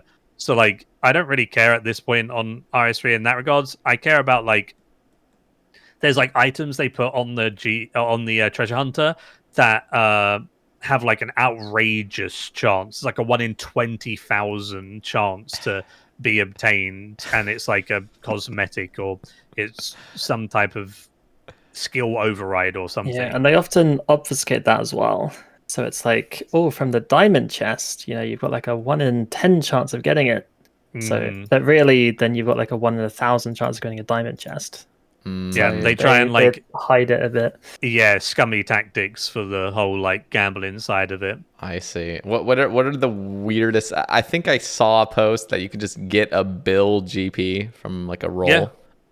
Just here's a bill. What's the I mean, most it's outrageous? Is that the most possible, outrageous, or is that? It's crazily rare, Okay. Yeah. and chances are you're never going to get that. So Okay. I mean, how much would How much would that cost? Do you think, to actually go on rate? Like how much US dollars are we talking? tens of thousands. I see. yeah, stupid amounts. I think the most outrageous thing that's currently on the treasure hunter, at least like before I moved over to old school, they had these things like they have proteans and they have like dummies, and essentially what they are is they make it so you can level up the skill without interacting with the skill. So it's like a fake potion that you make over and over again that's fully AFK, and then it gives you Herblore XP. So like it's destroying the economy by giving you free Herblore XP without you having to buy the potions and make them and give that, like, you know, part of the economy. So it's just destroying the economy in those regards. But then they went to a new level recently, and they've given you these things called protean processors and dummy processors that are really rare to obtain. But if you get one, it processes like thousands of these proteans all at once, and you get like a couple of million XP in one drop. And you do that on a double XP weekend, and you get like 5 million XP in one tick. It's ridiculous. It's like absolutely ridiculous. Okay. Obviously, you need all of these MTX items, so you need to get all of the proteans from the treasure hunter. You need to get the thing. So it will cost you like a stupid amount of money, but that 1 XP drop should never exist. Okay, what are your actual thoughts, both of you, on double XP weekends? Do you enjoy it? Is it good? Do you think old school could have some use in something like that? I kind of think that the old double XP, where it was like, so nowadays on RS3 it's 10 days and you have 48 hours to use up in those 10 days of double XP. Before, it used to literally just be a weekend, 72 hours, play as much as you want, you get double XP during that time. And I used to, like, you know, spend like 60 hours just playing with my friends and, you know, whatever, take the weekend, take the Friday off school, and then just no life all weekend. And how often are these? So they used to be twice a year, now they're 4 times a year. Okay. So again, like ramping up. So I think they've lost their fun on RS3 because they're just so common. Like if you miss one, you're like, oh, there'll be another one in 3 months. So like there's no like really anticipation for it or anything. I think old school would like definitely riot over a double XP weekend, and I don't think it fits in the old school theme. But I personally enjoyed them when they were less frequent and only for those 72-hour periods, because it really got the community together. everyone and their nan would play on that weekend, and they would just go ham, and you'd all be together, you'd chill, you'd chat in a Discord or something. It was a really fun like community get together, and I think that's the part that I miss. Not the double XP, just like everyone being there. Yeah, that makes sense. I feel You like don't really everyone get that kind of anymore. already. I don't know. I feel like on old school, people are in a lot of places. You just see people chilling everywhere. Yeah. And the bad Yeah, thing you about don't double need a XP, double XP. the bad thing about double XP is that certain skills essentially become double XP only. Yep. So That's something very true. expensive like Herblore or summoning, like no one trains those off of double XP. Interesting. That's Except for So- Iron Man. Except for irons. So yeah, Oh, like irons the don't benefit from economy double XP. stimulation. No, they don't get it. Okay. Yeah, so the economy stimulation, like old school has, it's a nice steady line. Whereas on RS3 you've got a big spike at double XP, and then it just goes down, and then another double XP and it spikes up again. Yeah. Which, it's not quite as smoothly flowing as without double XP. What So yeah, there are economical impacts. what's up with the wilderness in RS3? Do people PK there? Like what's You can happening? opt out of PvP. Not at all. You can just fully opt out. You don't need to Yeah. get harassed. Yeah. Are there I mean, any PKers that even PK? There used to be people that would just rag you. So like there was never any really like PKers that would actually fight each other. It would just be they'd kill you while you're doing thieving in the wilderness or whatever. that was literally all that existed, which is why they done the whole opt-in and opt-out system. PvP just doesn't really work well with EOC. Like PVM works great, but PvP just doesn't work. So because it's not very good for it, they just made it so they made the wilderness like a more scary place, and also had some events and stuff that happen in the wilderness, and then made it so you can opt in or opt out. There's a couple of things you still opt in for like additional experience in the wilderness, but that's about it. Yeah, PKing, it's one of those where you give 5 people the exact same setup. One of them knows what they're doing, and the other are clueless. Like that person who knows what they're doing just smashes everybody instantly. So it's a very high learning curve I to be see. able to PK, and probably a very frustrating one. So as are well, I there imagine. is there anything like bounty hunter in there that anybody does, or any sort of PvP mini games that people do? There used to be, not anymore. Wow. Yeah. You're just taking Nah. them Well, I away. mean, we have like castle wars and stuff, but Yeah. No one plays that. Everyone just AFKs yeah, it. I would argue like if you were gonna like actually PvP nowadays, the biggest funnest place to actually do it is something like Castle Wars, where you get like this armor that's like hybrid PvP minigame armor, only usable in minigames, and that's like pretty fun to use because you can like hybrid PK a bit better and stuff. And yeah, that's probably like the only place I think it's quite I think enjoyable. there are small friend groups that like PvP each other for fun, Yeah, but yeah, there's definitely not a type of player who is a PKer. Like yeah, on old exactly. school. You don't play Wow. RS3 to PK ever. Like, Yeah. They just don't exist anymore. If they do exist, they're already playing old school. Okay, here I'm gonna change topics slightly, but I need to cross this by you guys. So just a couple weeks ago, I had Tasty and T Papa on the cast, and T Papa brought up the idea of, and this is something World of Warcraft has done apparently, a hardcore main mode that would be on a separate server of old school. So an entirely separate list of worlds, and obviously the worlds number would depend on how many players are playing this mode. I would imagine it would be very popular, but everybody on that world or those worlds has one life, and you're a main, so you can trade freely, you can boss with each other, you can trade on the Grand Exchange, but everybody on that world has one life, and when you lose that life, you are kicked from the world. What are you guys' thoughts on this? And also, just to paint it a little bit more, imagine you're doing TOB. You finally have made this account that's super beastly. You find a team. You all have one life still. You go into TOB. One of you dies. You don't get caged. You get kicked. So when you, it's like you know, you just your friend just vanishes from it. So it's super super high risk. Now, again, there are some caveats to that. One of the caveats is to prevent muling, to prevent just having a permanent alt next to you that hoards all your stuff on a bank just in case you do die. There would be a system where whenever you do die, you only lose what was on you and in your inventory, but you actually keep your bank, and you would just reset to Lumbridge at level 3 if you wanted to, just so you don't have to use a mule. The other cool aspect of this game mode would be like the wilderness. You know, you're out in the wilderness, so there'd be some clans out there, I would imagine, that everybody only has one life. So the strategy involved behind these clan wars, quote unquote, would just be absolutely insane. And I think there could also be a real huge surge of low-level PKing again, and just the fact that you only have one life could be pretty exhilarating, I would imagine. What do you guys? Yeah, I think it'd be pretty fun as like a game mode or a separate server. I don't see any like issue with it really, and I don't think it'd take that much effort on Jagex's part because they already have like hardcores in. They just might have to make a system of like if they're able to keep their bank or reset their account or whatever, you know, that type of thing. Mm-hmm. I think it'd be pretty fun. I'd give it a go probably. Would you make it have boosted XP rates and drop rates? No.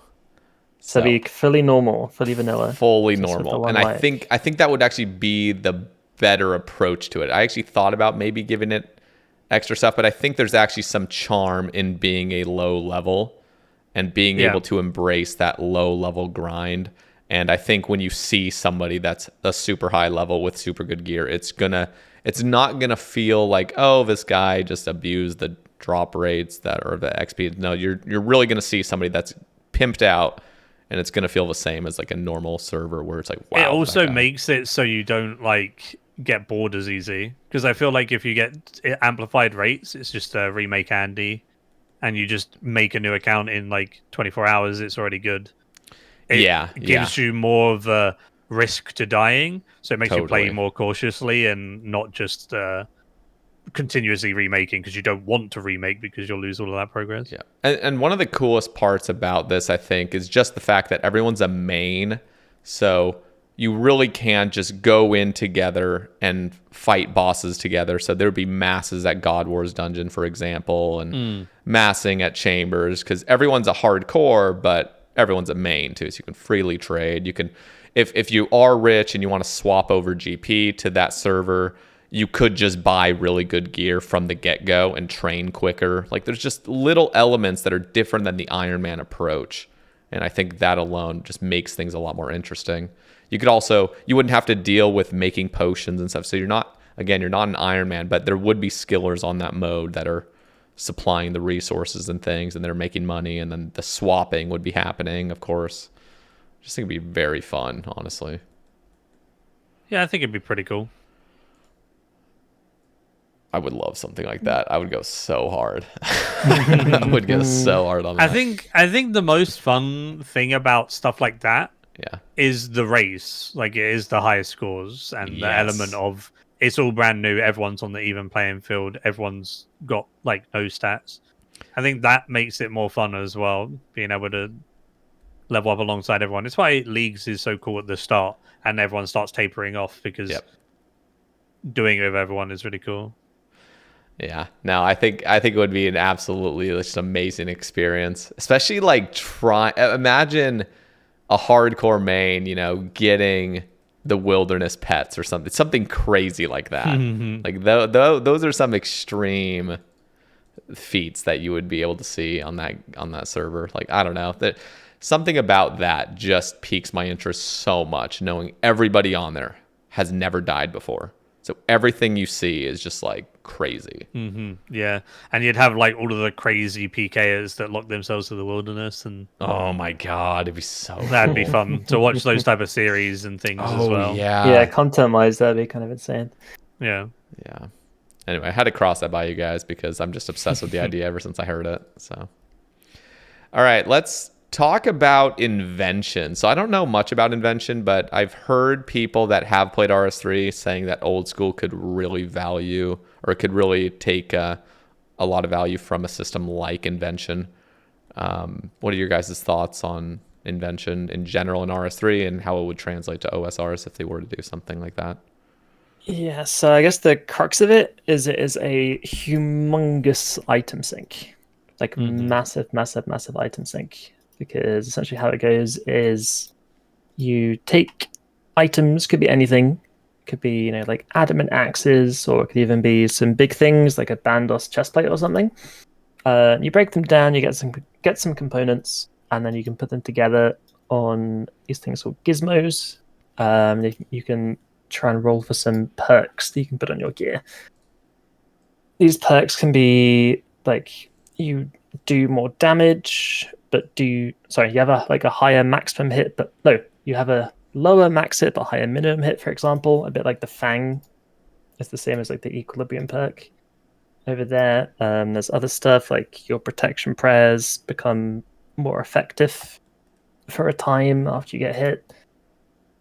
Stuff like that. And yeah, it's a really interesting skill. Probably, I think it's fair to say the best designed skill, possibly.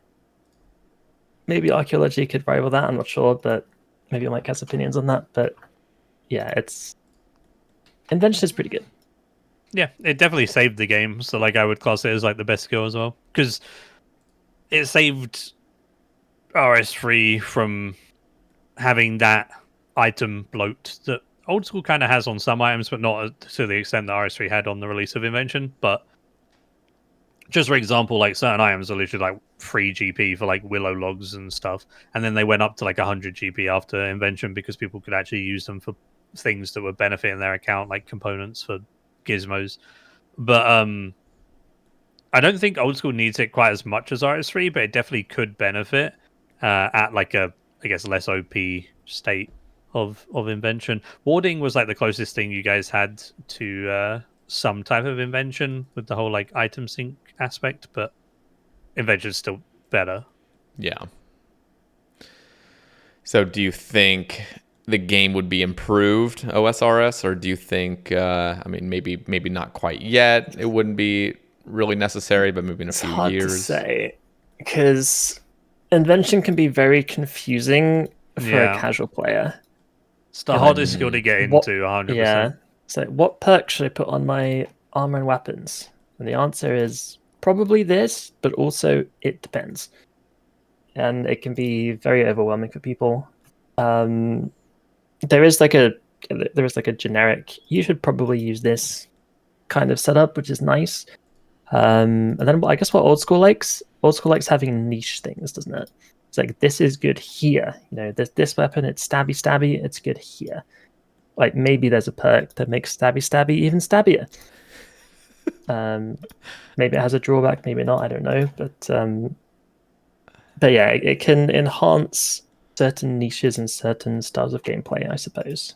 So it makes it way more of a headache for end game players as well, because then they don't need to just get, oh, this is my range gear. It's like, this is my range gear against this boss with these specific perks to kill dragons. And then also, this is my range gear against this boss. And I've changed my perks for, like you're going to need so much more optimization, which then can be a whole different issue in terms of like, you look at a guide and someone's like, oh, you want to do this? And then this is your perk setup. And then, there's like a whole other thing you have to do before even killing a boss or like thinking about it.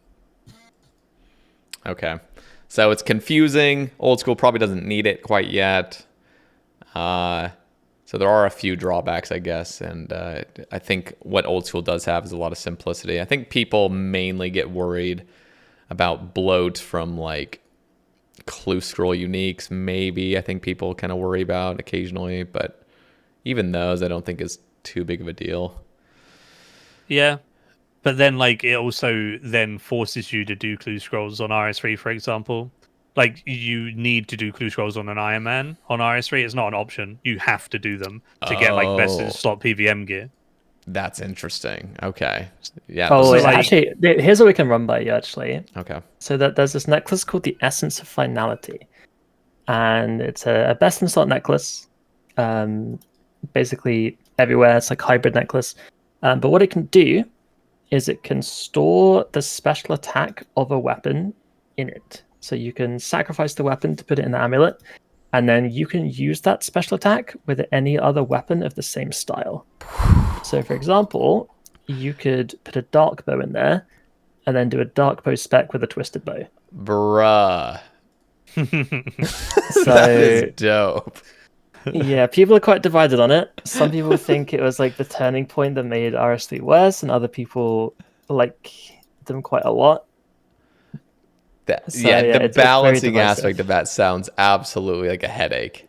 The Especially biggest issue is like you have to take like 6 essence of finalities when you PVM on certain things because you want all of the specs, right? So like you're switching between these essence of finalities like constantly because like you want 6 your is a dark bit bows. extreme, but Yeah, I mean I've used 4 usually before. like 2. I've I used think I've 4 used- before, definitely. I think range uses quite a lot in general, doesn't Yeah, it? so like I had EOF for Dark Bow, I had it for the ECB, and I had it for Serengod Bow, and then I also had a hammer. Yeah, that sounds about right. So I had 4 EOFs in my inventory Yeah. for 4 Jesus. different specs. Yeah, anyway, it's kind of the same as having 4 different weapons in Yeah. a way, which you kind of do on old school anyway. So it's like the same thing, but you're just using amulets instead. Interesting. Yeah, I don't know. I think I mean, it sounds fun, but it's also like the balancing of it would just be such a headache. And old school players get really nitpicky when it comes to balancing things, which is a good thing. Yeah. So, Yeah, I feel I like think- power creep on old school is Mhm. very slow. It People is. are- Yeah. I feel like people are scared of it. Well, it's scary Interesting. because we see it occasionally. I think the Shadow is the most egregious example of just a huge step in power creep. Just comparing I mean, obviously they're making some changes with Project Rebalance and, having the harm orb have some use at places now again. They've done some great changes in that regard, but prior to all that, I mean, it was just the jump from the Sanguinesti to the Shadow, for example, at Whisperer, was just astronomical. It's just like so much better. It's like, just like guess way that's too big. That's Way the too big of question. a Like, leap. do you think the Shadow needs a nerf, and do you think it The Shadow would have been will cool. get one? The Shadow would have been cool if, like, and don't get me, okay, so first off, I don't think it is going to get a nerf, and I honestly, at this point, think it would just be like a net negative. The community Okay. would freak out. Yeah. That's Too the late negative. into it. Right. Okay. But it's just, it wasn't niche enough. It's just, the niche simply was, do you have good enough mage gear overall? Like, that was the niche that they were trying to go about. But problem is it's just, if you're ever using mage, you use the Shadow. It just annihilates everything. Yeah. And it's fun to use. Don't get me wrong. It is fun, but dear God, it's just, I don't know. I feel like they could have kept the accuracy really high and just lowered the damage a bit, and that would have been enough. The other problem I have, this is just completely separate, honestly, but when weapons are better at certain places, or just actually more powerful in certain places, like the Fang and the Shadow being just better in TOA and the T-Bow just being better in Chambers, I hate that. I hate the random exceptions to things. I think everything should just be stable across the board. So you don't like the T-Bows deals more damage to high mage users? No, I do like that, but in Chambers, there's no cap for it. Outside of Chambers, there is a cap. It's 250 mage level, but Right, inside yeah. Chambers, if you scale it up too high, it just keeps going higher and higher. So that's not the worst example. I think it's worse, honestly, in TOA, where the Shadow now Yeah. has a 4x multiplier across the board, and the Fang doesn't have the. Yeah, Shadow's nerf. going to be a balanced nightmare in the future with stuff. Oh, it's so bad with multiplicative boosts. It's out of control. That's the Yeah. issue with the Shadow, right? Because it gets stronger the better the mage gear gets as well, Yeah. right? So if they introduce any new mage gear, it's going to buff the Shadow accordingly. Yeah. You know what I want? Again, separate topic entirely, but our mega rares in old school are 5-tick. And I think it would be really cool if in the future we start having faster paced mega rares. So something like a 3-tick melee weapon, or a 3-tick, or even 2-tick potentially mage or ranged Yeah, is weapon. there a reason why they choose it to be 5-tick? I don't know. I think, well, there was going to be the Heka coming out, which was going to be the 2-tick wand that casts 4 ticks every 3 or 4 cycles. But they scrapped it, and it kind of actually soothes my OCD having all the mega rares currently 5-tick. I think it actually feels quite nice. But the cool thing about faster attacking weapons is it does just take more skill to utilize and not miss any ticks. Like while moving, like when you do healers at Zuck, for example, to get your blowpipe to attack them every 2 ticks. Yeah, there's just more of a skill expression with faster paced weapons. And it's honestly more fun. I think people enjoy just being able to attack faster. It feels better. I think it does personally as well. But then you also have the argument of a 5-tick weapon hits higher, so big hit, big dopamine. Yeah, that's true. But if on paper, and this is more for like the super, high level players, when you see on paper this is better, it's better. It doesn't matter about what you're seeing. Just like me AFKing with my God Sword back in 2015 on Slayer tasks, like big number, big number. No, doesn't matter. I think that would be cool to go down that route of faster paced mega rares that are truly the best in slot, like a new best in slot melee weapon, better than a scythe. That's like a 2-tick, like something crazy where it's so easy to lose that power if you're not focused, like fully dialed in. I think that's so exciting. Yeah, I do find it strange that hybriding is essentially easier the better gear you have. Yeah. Because, like, for me, all my weapons are 4-tick right now. Like, in order to get a full switch off and prayer, like, I've got to be, like, Speedy Gonzalez over here. But then, if I had, like, full mega rares, I'd be chilling. That's like an extra tick to work with. It's easy. Yep, that's exactly the point. Like, so not only do you do more damage just naturally, it's also easier to do more damage. Yep, it's just easier to not lose that damage. Yeah, which I find very odd. That's why I would like to see a change in that meta when it comes to the... Like, something as powerful as a Shadow should have been like a 2-tick or 3-tick attacking weapon, so it's so much easier to lose that power when you're not focused. I think that would have been a lot better. So in the future, that's what I would love to see. I'm glad you kind of resonate with that, Wazzy, because it makes total sense. It is weird, having the crappier weapons be the harder to manage, not losing ticks. So, all right. One of the last things I want to cover just on my end before we get into some Twitter topics, which has already been over 2 hours and we haven't touched them yet. Well, actually, some of them we probably touched, but I want to hear about the Death Dart or whatever that thing is called in RS3 where you just one-shot something. So the Death Touch Dart is weird now because any new boss that comes out isn't Death Touch startable.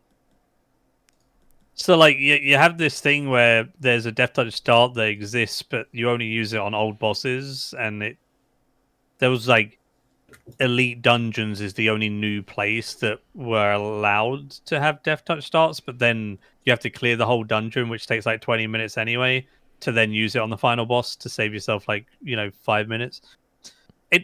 I don't know. It's a weird one. At the time of release, it was completely overpowered, and you would use it on like Nex. So Nex in old school, we have it in RS3. It's literally a copy paste when they put it into old school. So you would Death Touch Dart Nex, and it was completely busted, and it caused like Torva and stuff to just plummet. But now, they released a new boss, you can't Death Touch Dart it, so like it's kind of redundant. All it does is if you get one, you just use it at Nex and hope that you get Torva. That's literally it. So dumb. Yeah, that's funny. I'm glad they don't work on newer bosses though. To be fair, because that would be just ridiculous. I guess Invention kind of counteracts that a bit, though, right? Because Torva. Oh wait, is that for Invention? Torva next item. That's Masterwork. Like Essence. Masterwork armor. Maybe not Invention then. But still, the items have syncs. Yeah, at least, which is good. Yeah, definitely. So when are we getting Death Dart in old school so we can just throw a dart at Zuck? You got one. It's called the Shadow. That's true. That's pretty much is. Okay. Here's some topics from the Twitter thread. Renegades has a couple. Do OSRS gains feel better as there are no microtransactions? I guess just feelings wise, do you guys like the gains you get on old school more than RS3?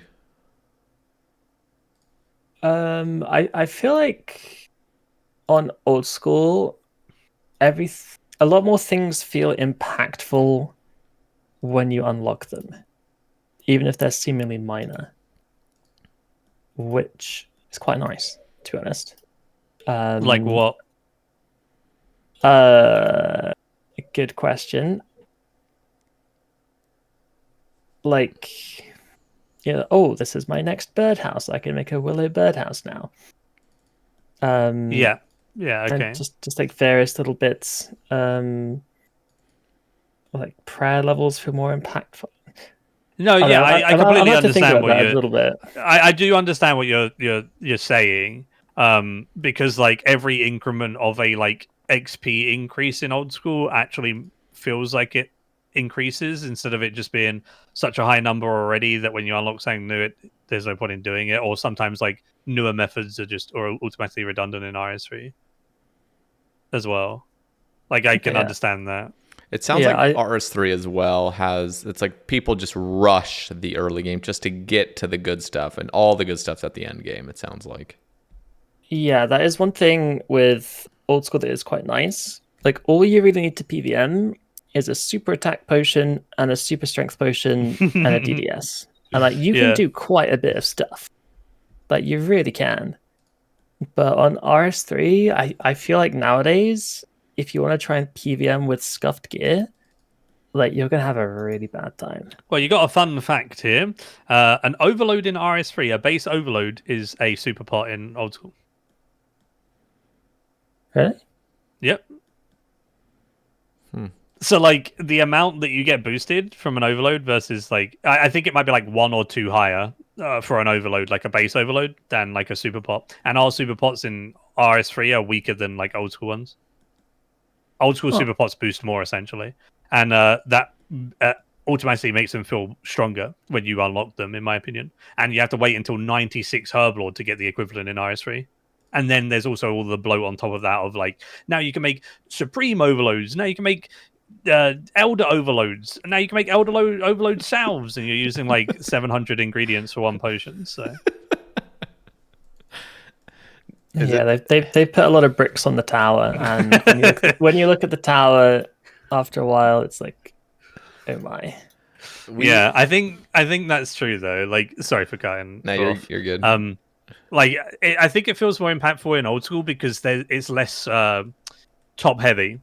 It's like for RS3, you rush to the end level to get like the end result, and that's all that you care about. Whereas old school, you care about the journey way more.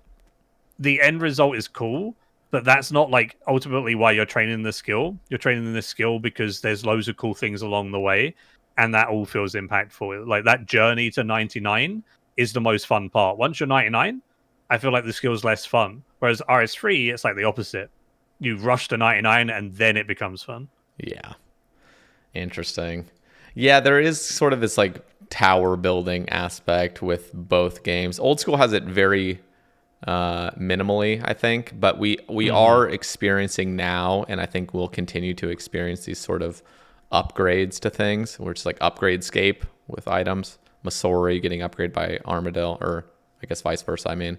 And just these kind of like, and the same thing with the new amulet of Rancor coming out from Araxor, potentially getting upgraded as the from the Torture. So do you guys like attachmentscape? Do you like this kind of element? I know there is a little bit of back and forth in the community about whether they like this. I think I'm a fan for the most part, but there is an extent to... As long as there's not too much of it, Like, for Overload's sake, if it just was an Overload and a Supreme Overload, that's fine, right? But then once you get the Elder Overload, then you have the Elder Overload salves, then you have Holy Aggro Overloads, then you have Holy Overloads, then you have... Like I can literally Searing Overload. I can name so many different overloads that is not even funny. Like, that's too much. Yeah, it's true. Whereas, like, for just an amulet, I personally on the poll said that I would like it to require a torture because it doesn't make a torture redundant, and it's also upgrading it to maintain like best in slot type thing. So for me personally, I think that's great. But if they then done another poll of like upgrading the torture, then upgrading the new amulet on top of that, then I'd be That's like, too no, much. that's too much. Yeah. Yeah, I think like one attachment is usually the nice touch to things, and then after that, just restart basically. Yeah. Yeah. Okay. Or make a niche item that's good in one area but not every area, so that you would still use the upgraded old item or whatever. It's like the Amulet of Blood Fury, for example. Like that's an attachment, but I think that's a fine attachment because you would use like a Blood Fury in like TOB, but then you could use your anguish elsewhere or whatever. Okay, this is a great Torture, sorry. Not yeah. I got what you. Spoken like a man who hasn't farmed a bloodshot yet. Blood shards are just another topic I don't even want to go down. Just absolutely dreadful. I meant the item, not the way of obtaining it. Okay. Oh, I could say a lot about blood shards. Oh dear. It's just those kinds of grinds. They're chores on Iron Man, and if you're not an Iron Man, it's easy to just use the basic, argument of you chose to limit yourself. But there's reasonable grinds to have. I mean, grinding efficiently 8 hours of spam clicking some NPC just to maybe get your pickpocket. I mean, seriously, you are spam clicking for a straight up work day, 8 hours, just to hopefully get your blood shard pickpocket. And imagine going 5x rate. You're working a full 40 hours spam clicking to get one drop. A whole week. Yeah, that's obnoxious.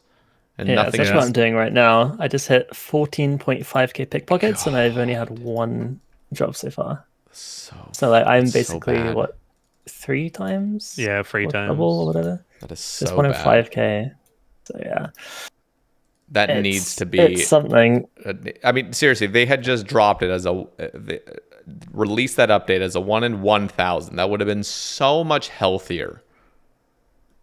I know the prices wouldn't have reflected, but the reason the prices are low in the first place is because of bots.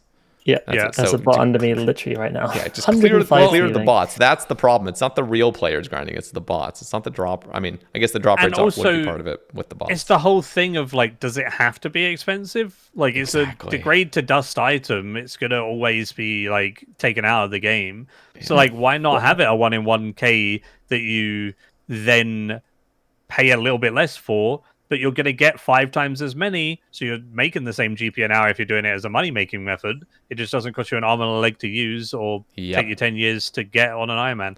Like, I don't understand the mentality of, like...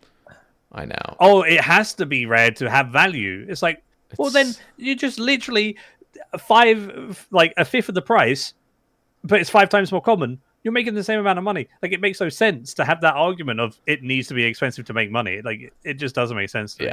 It's really dumb. So I think realistically, the amulet is like insanely OP. Like, I am surprised it's allowed to be in the state it's in. But well, the history of it, right? It used to be pretty terrible. Yeah, it used to only be 1% heals, and now it's 6% heals. Just multiplied it by 6. They 6 times do. That's actually surprising for old school to do such a drastic buff. Wild, yeah. But it feels essential at certain places now. Like, it feels like you're trolling without it. Vardorvis is a great example of a place that just makes the grind feel so much better with it.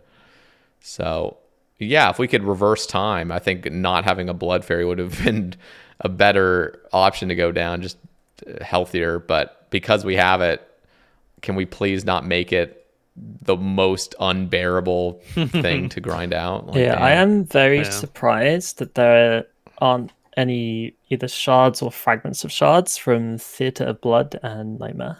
Yeah, I don't even think we should go down the fragment route. I think that's a mistake. I think just give us the shard. Just give us the shard, man. I'd be okay with that. The other thing that would be cool is if Onyxes could also charge the Amulets of Blood Fury with maybe 5,000 charges. So it actually could become, if you have enough GP, you could just buy Onyxes through Chaos Runes and then charge those Onyxes into your amulet as 5,000 you could even combine some Vials of Blood, I suppose. If if they had to go that way, like maybe they decide that. But I'd be okay with the Sonics as well. Yeah, there's a lot of routes you can go down. I mean, even if there was something like Mauritania Elite Diary having a private area that has a higher increased chance of, shards from either killing the sentinels or pickpocketing, things like that are the bots won't be able to. I mean, the biggest thing is just get rid of the bots. I mean, that's just a separate thing entirely. I mean, they actually did recently. There was a massive bot ban wave, and the blood shards literally like they're like 2.5 4 times the price. Oh, okay, yeah. Jesus, really? They went from like what 5.5 mil to I think 13 or 14. Yeah, they were crazy. God. See that? Yeah. When you see something like that, just banning of bots, like one wave of bans, it just skyrockets. It shows you how many real players are even embracing this. Grind. Yeah, exactly. Same with Zenite shards as well. They went from like 9 mil to 17 mil. Like Araxor might have something to do with that, but yeah, that's true. Well, they started going up before Araxor was announced. Yeah. Insider trading. Yeah. It's like climbing boots all over again. It must be. Here's a great question for both of you. How would you sell RS3 to an OSRS player, and could you? Play Iron Man. That's literally it. That's not a good enough sell. What about it is so great? Well, no, it's not like you play Iron Man because it's great. You play Iron Man because it dodges near enough all of the MTX in the video game. So then you're playing pretty much old school RuneScape because the only MTX on an Iron Man is like a couple of cosmetics or like holiday events that you can join in on for fun. Then obviously it genuinely is a very good game. Yeah, it's old school RuneScape fundamentals that have just gone a different way. So it has the same like premise of you have your skills, you have your tick system, you have all of that, but then it also has like a whole different storyline with quests, and it has like a whole different way of playing the game in terms of the combat system. They're both very good games. They're just very hard to compare. A lot of people do the whole what's better, old school RuneScape or RS3, but it's really they're so different other than the fundamentals. But I think if you're a RuneScape fan, like RS3 is actually genuinely really fun if you just give it a good shot. But the issue is you get scared away instantly by like the UI and stuff. There's a lot of issues with like early RS3 and setting up like your UI and your account. But I feel like if people get past that, they normally have a good time. I have a lot of people in my community that were RS3 players come into old school and now play both, or it's like old school players playing RS3 and they play both. So I feel like bouncing between both to see the good and the bad from both, like which games do X, Y, or Z good. It's really fun to be able to compare and contrast. Like me coming to old school, like Clue Scrolls, for example, way better in RS3. But then there's plenty of things in old school skilling wise that I really missed. So RS3 got rid of a lot of like tick manipulation, and old school still really leans into that. So I found like active skilling on old school really fun. So there's like different things they do well, and it's really fun to be able to just bounce between them for me personally. All right, Wazzy, what about you? How would you sell it? Yeah, honestly, it's a very good journey, and I think people really, like the sense of progression. Like on old school, it's very very good. On RS3, it's very very good as well. Mm-hmm. So you've got to get past that initial interface setup, because honestly the initial interface you're greeted with is not so bad, ideal. But like once you're past that, once you've got your foot in the door, like you will genuinely have a really nice time with it. Like it's a very very pretty game nowadays as well, which is quite nice. And yeah, that's true. It really is quite addicting. And like, Archaeology exists. You like Archaeology, don't you? Oh, it's so good, man. What's so good about it? I haven't actually really heard much about it. It's a gathering skill, right? So a gathering skill can only be so fun. But the way that they do it is insane. So like imagine fishing, But while you're fishing, you fish up like a page that is like lore related, and then once you've got like these pages that you fished up, you then go to a location, and then you have to do a whole like quest like thing to get this mystery uncovered, and then you get XP for it in the skill, and then it links into the skill or unlocks something else to progress you. And then it also has a collection log that when you're finding artifacts across the world, you fill up collection logs and you get rewarded for like completing collection logs while just skilling and gathering. And then you're constantly traveling to different areas and locations and dig sites throughout Gielinor that you're always like changing your scenery and exploring new things. And then you do a mystery to unlock a whole new area that never existed before because you uncovered it by digging into the past and stuff. So it takes like all of the good things about RuneScape, number go up, collection log, quests, and it puts it all into a gathering skill, which is absurd. They made a gathering skill fun. Does it translate well? Like, did they implement it so even in the early game, if you were to remake an account, you're getting a lot of use out of that skill, or is it more like an end game? Yeah, yeah, it definitely is a good one to just do early in general because the rewards from Archaeology are like relic powers and stuff, and then they tie into other places. So you always have this like relic power system. The higher level you are, the more power you have to spend, and then you unlock relics from either like mysteries that you do, or even just random things in the game that they've tied into Archaeology. So like certain bosses can sometimes give you, or quests can give you like these relic powers. And for example, some of the relic powers are like really good for clue scrolls. So there's one that allows you to use any teleport for free without using the runes, but they don't give XP. So then you can teleport throughout the whole world infinitely without runes, and you can just do your clue scrolls. You just don't get XP for it. So like all of these different things then benefit other areas of your gameplay, which is really fun. So that's like the reward system of Archaeology. Interesting. Okay, this is coming from Will. With a strong prior knowledge of old content shared between the games, does the new content, for example, Varlamore, Guardians of the Rift, Scurious, help bring a fresh experience to the game? A lot of development has been aimed at a new player experience and specifically mid-game. Hopefully it feels smooth. Absolutely. I remember when I was training up this account, I felt quite stuck around the Dragon Scimitar point. So I was like, I have a Dragon Scimmy. What is my next weapon? Oh, I guess a whip, maybe? But that's a lot of Slayer away. That feels a bit too much. But then they came up with the Zombie Axe, which is like a nice step up from the Dragon Skim. And it just like smoothens the progression curve of mid-game. And like Moons does the same thing. Like Scurious for getting into bossing for the first time is very, very good. Like they've honestly been smashing it. It's really nice to see that they're literally filling in all the gaps that I had problems with when I was training this account. So if literally we had joined like 3 months later, it would have been like perfectly applicable to me. Yeah, even better. And also like even the stuff that they've released before we started playing, I'm so happy that I started when I did.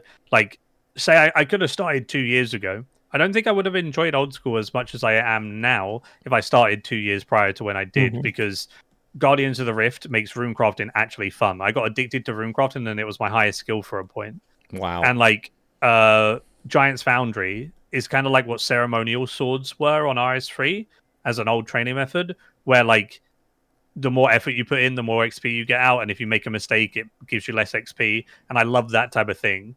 And then there's also a bunch of other things that were really, really fun to explore, like the skilling bosses and all of that jazz. So they really, really made it so that leveling is slower in old school. And it's still slower, even with these new like things they've implemented. Even if it's a bit faster than it used to be still, obviously, it's still quite a long journey. But that long journey doesn't feel as long because you're having more fun on the way with all of these new like mini games and methods to explore. There's so much diversity now, it feels like, and it's just going to continue to get more diverse. And I think that's one of the cool things. And I'm starting a group hardcore in a couple weeks from now with some content creators, which will be the first time I've made a new account in like over 7 years. That's very exciting. So, but the fact that there's so many different routes you can take, obviously there's going to be the meta, but ultimately there's so many different journeys, different paths you can take to making a pretty decent account. I think that's really exciting. You don't have to go the typical way. I don't know. I just feel like there's other ways. Moons, for example, is just a big reason that you can kind of like skip over barrows potentially, or skip some other grinds. Yeah, it definitely smooths out that point where you might be stuck, like what Wazzy said with the Dragon's Scimitar. Yep. There wasn't like that much to do for a long time, and now you have moons, and you have the zombie axe, and you have Scurrius, and you have all of these new things that they implement in. And even like outside of that, with the skilling stuff that they implement in, like hunter rumors are actually really good for Iron Man. They give a bunch of good supplies, and that can be used to, train hunter while also getting supplies for other things. So now you have another route to get X, Y, or Z herb on your account or whatever, right?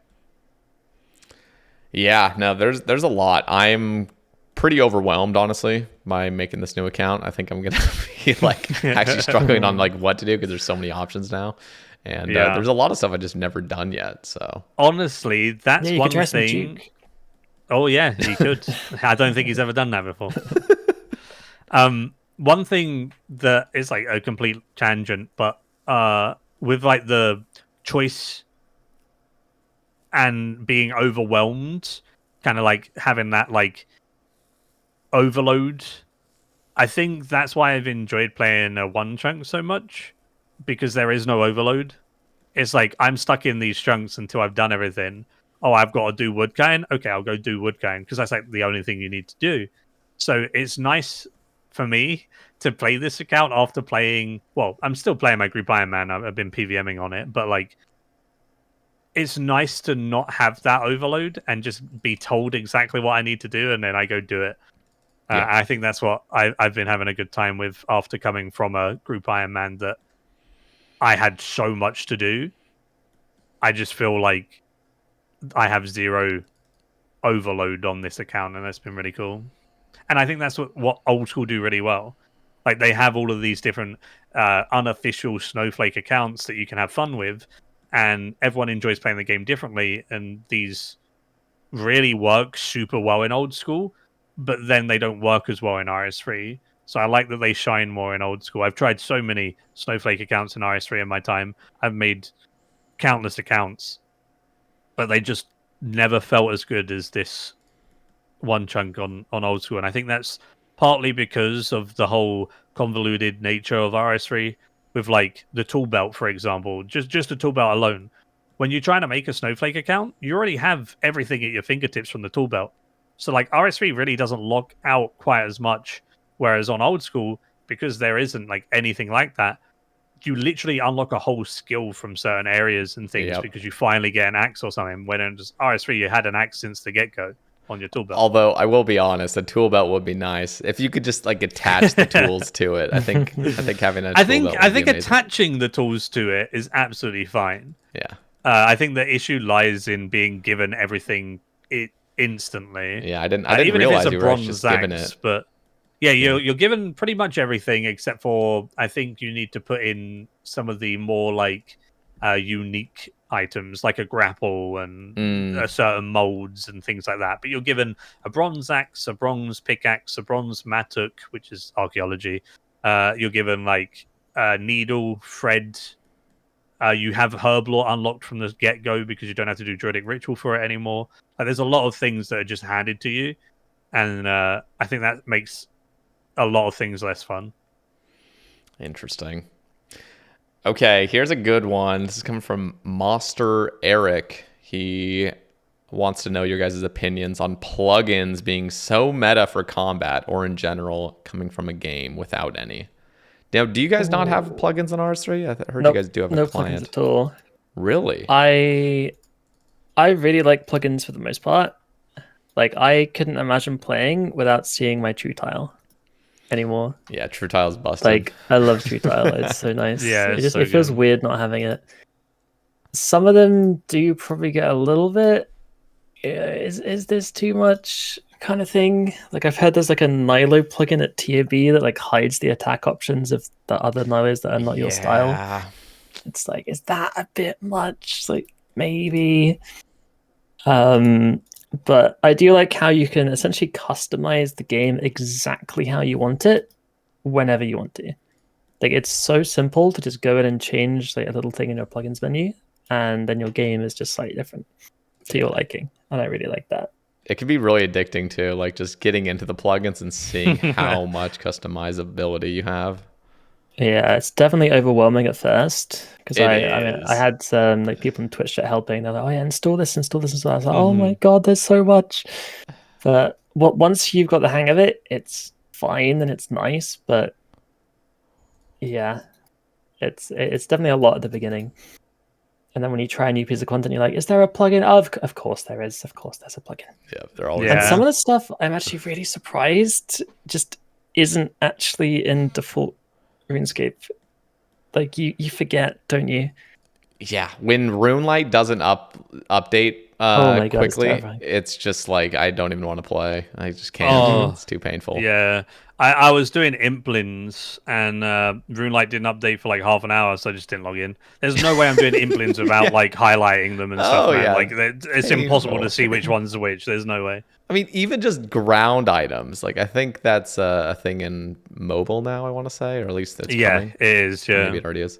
But yeah, I mean, just ground items alone. Like we used to actually play without seeing the text on the ground. You had to like right click and see this random clump of stuff. Yeah, it's weird, isn't it? Yeah, it's But I try to we keep my enjoyed client it. relatively aesthetically pleasing, just make it look simple and clean.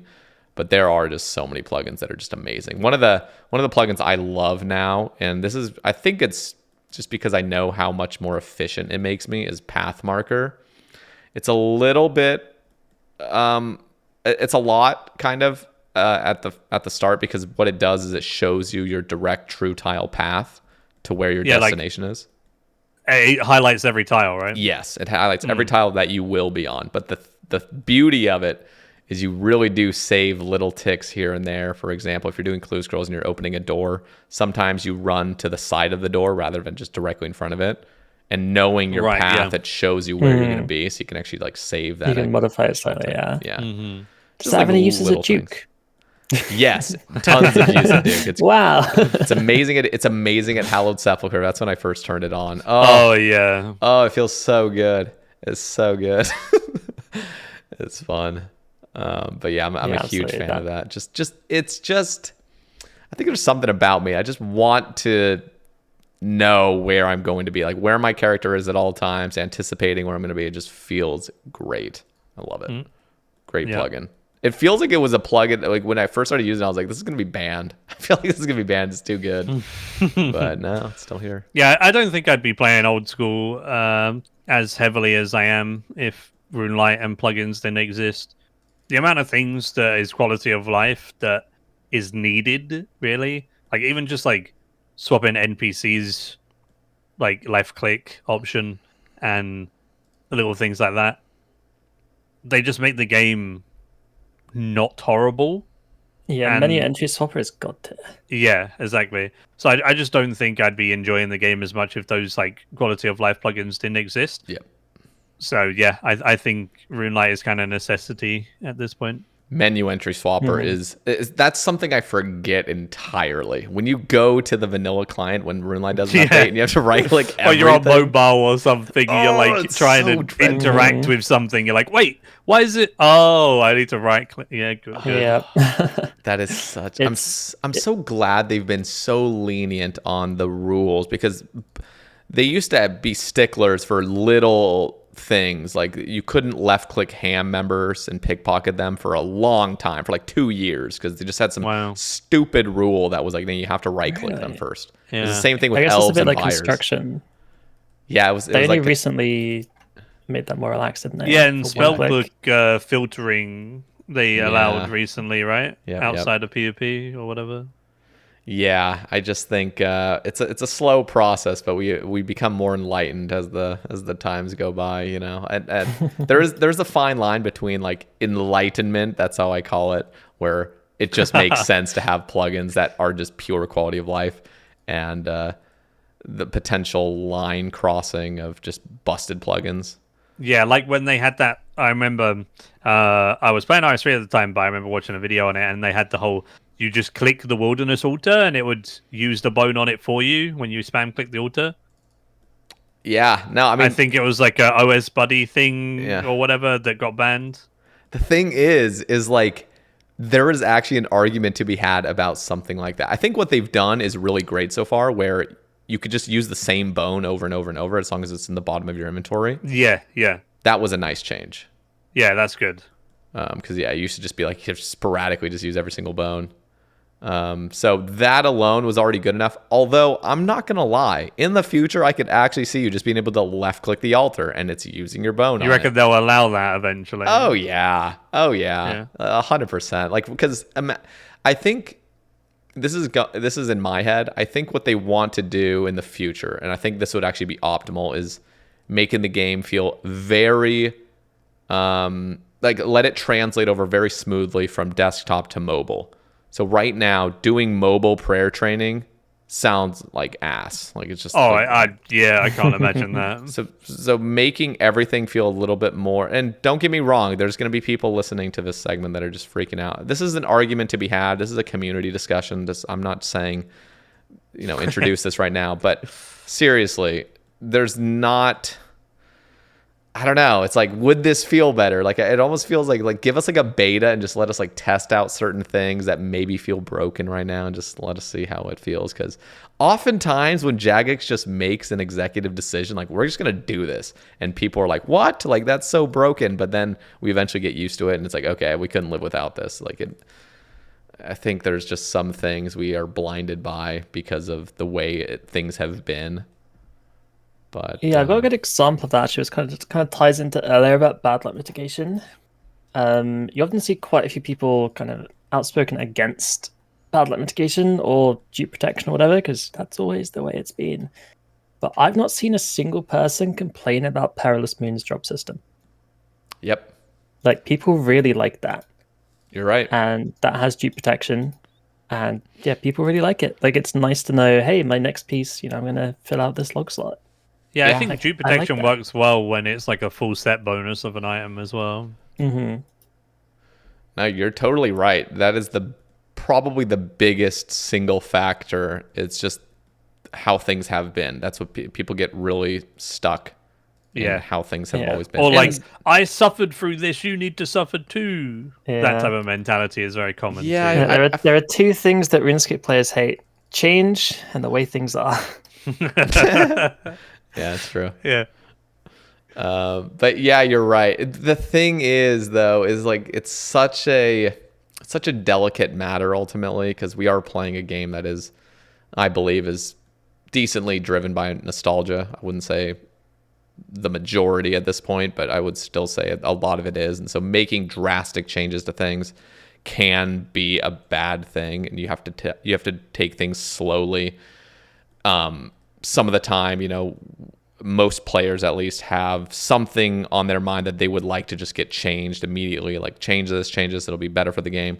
But I think the longer process, the slow ticking of just, okay, we've changed this slowly, change this, it makes it feel more of a, I don't know, just it feels like the game is more connected over time, and we're not making these massive leaps and bounds to change things drastically. I think it's a way healthier way, and we see that in almost everything in life. The slower you take things, it's actually just better. You don't want to make drastic changes if things are, the game is healthy right now, so like, don't make drastic changes where it's not absolutely needed. So I think what we have right now is pretty good, and I think the team understands, and the community is becoming more enlightened over time, and I think the game's in pretty good hands. I think it's going to be good. What are you guys' thoughts on sailing actually coming out, potentially changing a lot of things for the game? Yeah, I don't really know, because it's such an early thing, right? Like, it's in, what, did it have a closed alpha or something? Like, it's not even on open stages or like beta stages or anything like that. So I think I can't really give my opinion on something like sailing until it's like further developed. But new skills have always been the most enjoyable time for me on any RuneScape like ever. Like Archaeology release was probably the coolest moment on RS3 for me, and I think it'll be a really fun moment because it's like a new boss. You get a new boss release, and then everyone's doing that boss blind. No one knows what to do. Like watching Wooks do like the day one Colosseum. Like that's so exciting, right? A new skills like that, but it's like that for like a few weeks. Because everyone's leveling up, everyone's discovering new things constantly, and everyone's innovating. And I think that's the most fun part. I don't really care about the skill itself. The skill itself obviously needs to be fun, but I think I have enough faith in Jagex to make something cool. But the biggest fun factor that a lot of people don't even speak about is just the innovation from the players and everyone working towards this common goal and just having fun. Yep. I think that's going to be the most exciting thing. Yeah, it's so cool, dude. You tune into streams of people and just see what they're up to, and then you go into a different stream and they're doing something completely different and trying out a different meta, and it's just so cool. Wazzy, what about you? Yeah, I mean, I would say Old School Team has a pretty damn good track record recently. Definitely. Like, there's no reason not to trust their judgment on something like sailing, as far as I'm concerned. So yeah, I'm looking forward to whatever they do. Like I don't normally look into future updates that much on Old School because I feel like I don't really have enough experience yet to know how to properly feel about them.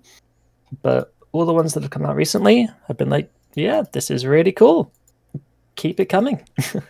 That's so sailing is kind of in the same boat for me. Same boat. Get it? All right, here's a question for. I like how he just instantly moved on. He didn't even acknowledge your pun. Oh, No, I got it. All right, sailing on. We got two questions from Josh and from Sam one for each of you. So first one is for Wazzy. What has been the hardest OSRS achievement you've done, and how would you compare it to RS3? Ooh, it's hard to say. It's tied between. I mean, it's got to be either Inferno, Quiver, or 500 TOA solo. Those like the big three that I've got right now. Just the fact that you've done a 500 TOA solo within a year of old, like that is wild. That is not bad. And you don't have any mega rares. Nope. Jesus, Fang tried it. That's crazy. That's a crazy. Thank you. Yeah. But yeah, that was pretty fun. I like challenges like that. But yeah, overcoming that level of difficulty on those three things have all been incredibly satisfying, and I've really enjoyed that, especially from kind of like an underdog kind of perspective, I guess, because you're not like, pimped out. Yeah, with gear, like my gear's not good. I'm still fairly new to the game, to be honest. So the fact that I'm doing these things that people, they're like, whoa, those are like big things. Like doing that really, what I'm going to say is relatively early is awesome, to be honest, with like no prior Old School experience. Like I'm very proud of myself for that. The only thing, like comparing it to RS3, like he asked, the one thing that like jumps into my mind is 200 kill streak at 4k Talos, and even just the regular 200 kill streak as well. Explain how difficult that is. Essentially, you've got to do 200 perfect kills in a row, and if you die, you lose a bunch of your loot, and you've got to start again from the beginning. So regular 200 kill streak, and also each fight gets harder than the previous as well.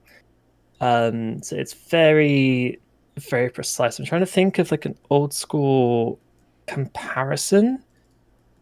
Just, I don't know, just something that's very, very precise for a very, very large amount of time. Something like 15 plus hours, I think, of no mistakes. You can take Jesus. breaks and come back to it, but So yeah, when like when you say mistakes, I mean, and I think you guys were kind of talking about this earlier, kind of how RS3 is more telegraphed. It's just you kind of have spreadsheets of where to be and stuff. Is that the same thing with Telos, where it kind of yeah, followed Telos this? is definitely spreadsheetable, but one of the phases, like the last phase, can get a bit spicy. Okay. Like if you make a small mistake there, you can be completely off timing and you can get either like stunned by a golem or crushed by a rock, and then like you're basically just dead. So So even though it's like kind of this is what you need to do, if you miss one thing, it's yeah, over. literally if you miss one tick, you can have a bit of a disaster. Like Okay. it can be recoverable, but yeah, How you're in many a bit of a fustercluck. how many players do you think have completed that 200 kill streak? 200 kill streak. I'm gonna say probably triple digits. Okay. And the people that have done a 4K, 4,000 raid 200 kill streak, I'm assuming is probably still double digits. Wow. Okay. So that's like doing it at the max difficulty, 200 times in a row. Jesus. So yeah, like those feelings for me were kind of similar to the old school like Inferno, Quiver, and TOA 500. And that's not to say they're the same difficulty. It's just my level of RS3 PVMing is, I guess, naturally quite high, and my level of old school PVMing is like naturally lower because I'm newer to it. Yep. So it's not like objectively harder or easier in any way. It's just compared to my skill level, like they were all just very difficult, I guess, and they felt incredibly satisfying when I achieved them. Okay, here's for you, Mike. This is from Sam. What was the most prevalent misconception you had about OSRS before jumping over? And how has your YouTube channel been since you've made the change? My most common misconception, probably old school. Like a lot of people go on about like old school combat being very basic or like easy compared to RS3, but it has so much more layers to it than you expect when you watch someone do it. They make it look easy, and then when you do it yourself, you're like, "Oh, this is quite fun," or like it gets very, very hectic. Like I guess like Inferno is a good example because you're just constantly thinking on the fly, having to solve waves as you go, and then same as like Valdorvis, the further you get into the fight, the more hectic it gets, and like it's all random instead of being like properly telegraphed. It is just random. There's only really one boss in RS3 that does that, and that's Archaeology. It has 5 mechanics and it randomizes the 5 and then repeats. Every other boss is like 3 attacks does this mechanic, 3 attacks does this mechanic, 3 attack does this mechanics, rinse and repeats. And like that is difficult in its own way, right? But I feel like old school definitely surprised me with the PVM side. And I enjoy old school PVM a million times more than I expected. And I might even go to the lengths of saying I enjoy RS3 PVM less than old school at this point. Wow. But then again, like I love RS3 clues and stuff, so it still has like plenty of benefits. And then YouTube wise, yeah, the channel's doing insanely good recently with the Extreme One Chunk series, and the support from everyone with that has been absolutely nuts. And when I first moved to old school, the support was really high with the like RS3 player tries out old school RuneScape type thing because they always do well. Yeah, I think I'm enjoying YouTube now more than I ever have because I made the Extreme One Chunk series as like a really big passion project, and I wanted to make it like the best I could and include all of these cool things. and do everything I've learned over the last 7 years of making videos. And yeah, it's come out really cool. I'm super happy with it, and people seem to be enjoying it. So yeah, the YouTube has definitely exceeded my expectations recently. Okay, here's a question for both of you from Ubi. What is the end game for the group on OSRS? All drop, CAs, then back to RS3, or will you play both and pursue completionist goals? Do you want to answer first? Yeah, I mean, for me, I would like to get Grandmaster combat achievements. And I also can't see myself ever not playing old school right now. It's possible that some RS3 content that comes out might have me for a while, but like my Iron Man there is such late game now that it's probably more akin to upkeep than any kind of serious longevity. Whereas this account, there's a lot to do right now because it's obviously way, way newer. So yeah, I imagine it's just old school main and then RS3 if an interesting update comes out, and then back to old school. It's kind of how I'm looking at it for me. Yeah, for me, it's I don't see myself not playing old school. I do think I'll play Group Iron Man's finally coming out on RS3 at the end of the year. So I think I'll obviously dabble in stuff like that, and maybe some new boss fights. I'll play day of release or maybe a week or so. So I'll jump back to RS3 occasionally and try out that content. But I'll probably be AFK and old school at the same time, right? Like on the side while playing RS3, because that's what us RuneScape players do. And then also my Group Iron Man account, I definitely want to max. I want that to be my main account. So I've currently been doing a bunch of skilling. I'm nearly 2.1k total, and we're getting there slowly but surely, and just having fun along the way. Alongside, just doing more PVM and getting better gear and all that jazz. And then I've also got my Extreme 1 chunk that I don't see myself stopping playing anytime soon either. So yeah, I've just thrown myself into the deep end with old school, and I'll play RS3 occasionally, but I think old school will be my main game, and then updates on RS3. I'd love to hear it. What are the thoughts of the rest of the RS3 streamer community? Are they kind of annoyed by the fact that there was a little bit of a move over between you guys and a few others? Or do you think I don't know? I just sometimes if this sort of happened vice versa, where a bunch of OSRS creators moved over to RS3, it'd be a little bit disheartening. Do you think there's a little bit of that? I think it almost solidified the content drought because there really hasn't been anything that's challenged high level players for a long time, and that is what the majority of streaming is. It's high level bossing for the most part, not exclusively, but for the most part. And yeah, I feel like it just kind of hammered home just how unchallenged the player bases are now. The player character is so powerful at the moment with all the upgrades that have happened, and there's just right now nothing to test it on. And yeah,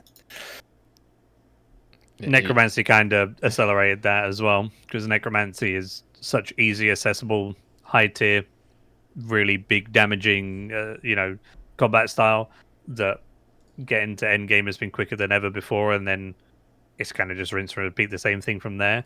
So the journey is a lot less fun with Necromancy, in my opinion. Okay. Well, there's one more question I want to ask from the Twitter thread before I ask you guys for some shout outs and we wrap things up. And this one's I'm gonna narrow this question down a little bit further as well. But Shy says, obligatory question: what RS3 content should come to OSRS, and what OSRS content should come to RS3? And I'm gonna limit it to one piece of content that you think would be the best to translate over from each. Sorry, say it again. Raksha. It's a dinosaur boss in RS3. Everything about it was perfect for old school. There's constant prayer. There's constant prayer flicking the whole time. He attacks with melee, range, and mage. You react to it and you pray accordingly before it hits you. He has a tail swipe mechanic that you just run away from him when he's telegraphing that he's about to do it. There is these pools that he spawns that empower him and heal him that you just need to kill. You just AoE them, so you just like, you know, barrage or chin them. Then there's like rockfall mechanic that you dodge rocks from the ceiling. There's like a charge mechanic if you get too far away from him, so you need to stay close. So then that adds to that whole like Tau swipe mechanic. Then he has like another phase that he does, and that last phase you fight him, and then he like puts up a shield. You break his shield with just some damage, and he like shoots out all of these like blobs of anima. You pick him up, and then it empowers you, and you hit like an absolute truck, and you kill him. So like everything about that boss fight, there's only one thing, and that's like he stuns you, and you have to like freedom it in RS3. Like you break the stun. They just removed the stun mechanic, and everything perfectly correlates to old school. And there's everything that you want in a boss fight. There's so many different mechanics. There's prayer flicking. There's like all of this stuff that you got to do, and then there's like that end feels good moment with the big buff and the big damage. And I feel like I can't see anything that I wouldn't want in a boss fight that wouldn't correlate. And then also the drops are kind of cool, but they would just have to tweak the drops for old school. That's all, because the drops are like abilities and stuff in RS3 where we don't have those. Actually sounds pretty sick, a dinosaur boss. Yeah, it's super fun, man. It's one of my favorite bosses in the game. So I'm going to stick with Mike here. What about old school content moving over to RS3? Agility rooftops, right? Surely. No, you already have those, don't you? Probably. Probably. Nah, we don't have rooftop. Agility's... Just kidding. Yeah, I don't... one piece of content is quite difficult for old school. I would say raids. Okay. Like raids are just super fun, and in they're like general, constant. just raids. Yeah, and we are getting a raid-like encounter in a few months, so I'm hoping that is like what I would want, like a TOA.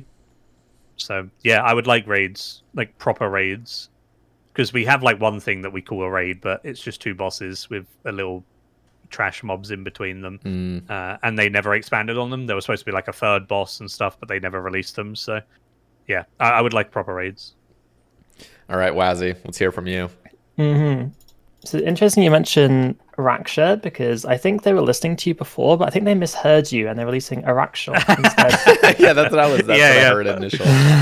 But yeah, the thing that I would take from old school to RS3, it's got to be combat achievements for me.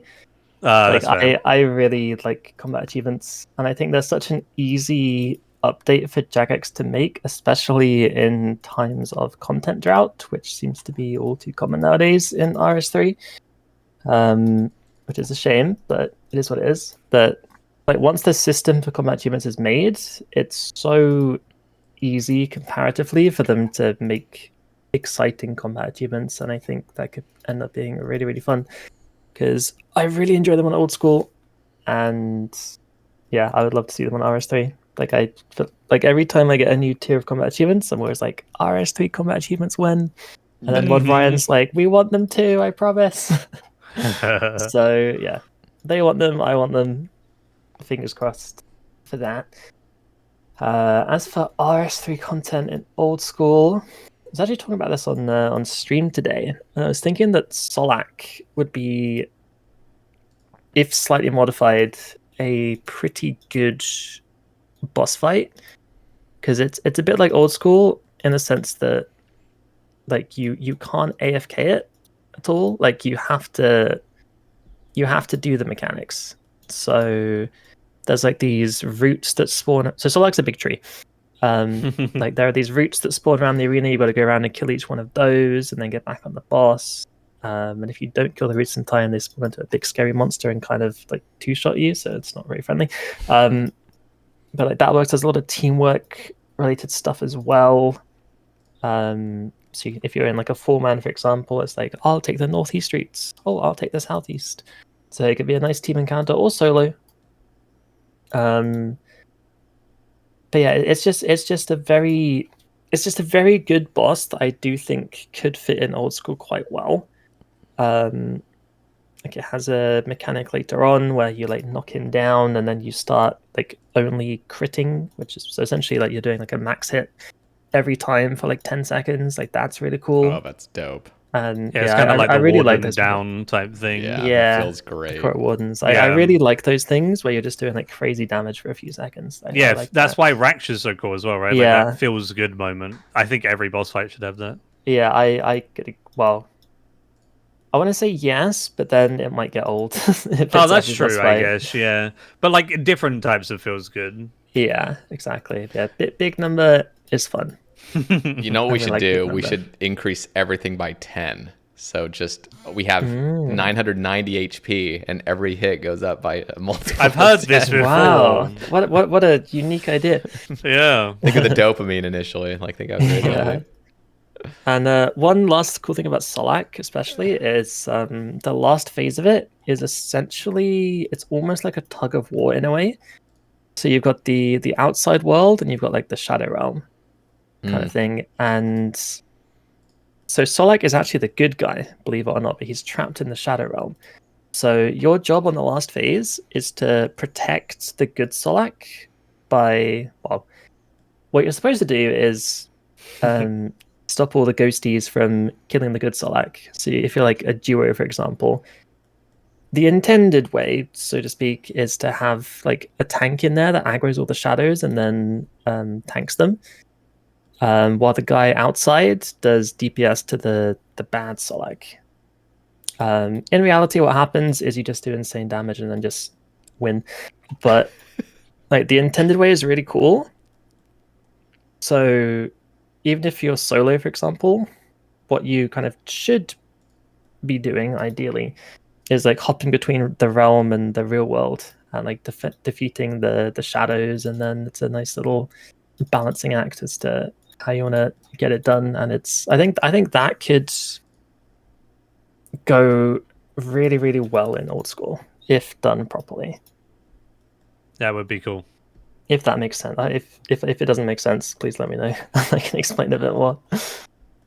No, I mean, I think, well, because I haven't played RS3, these concepts just will be a little bit different for me. But I'd have to look up the content. The dinosaur one in particular just sounds dope. You know, a monster that I really want to see in old school is a frog boss. I want to see a frog boss, and I want to see a duck boss.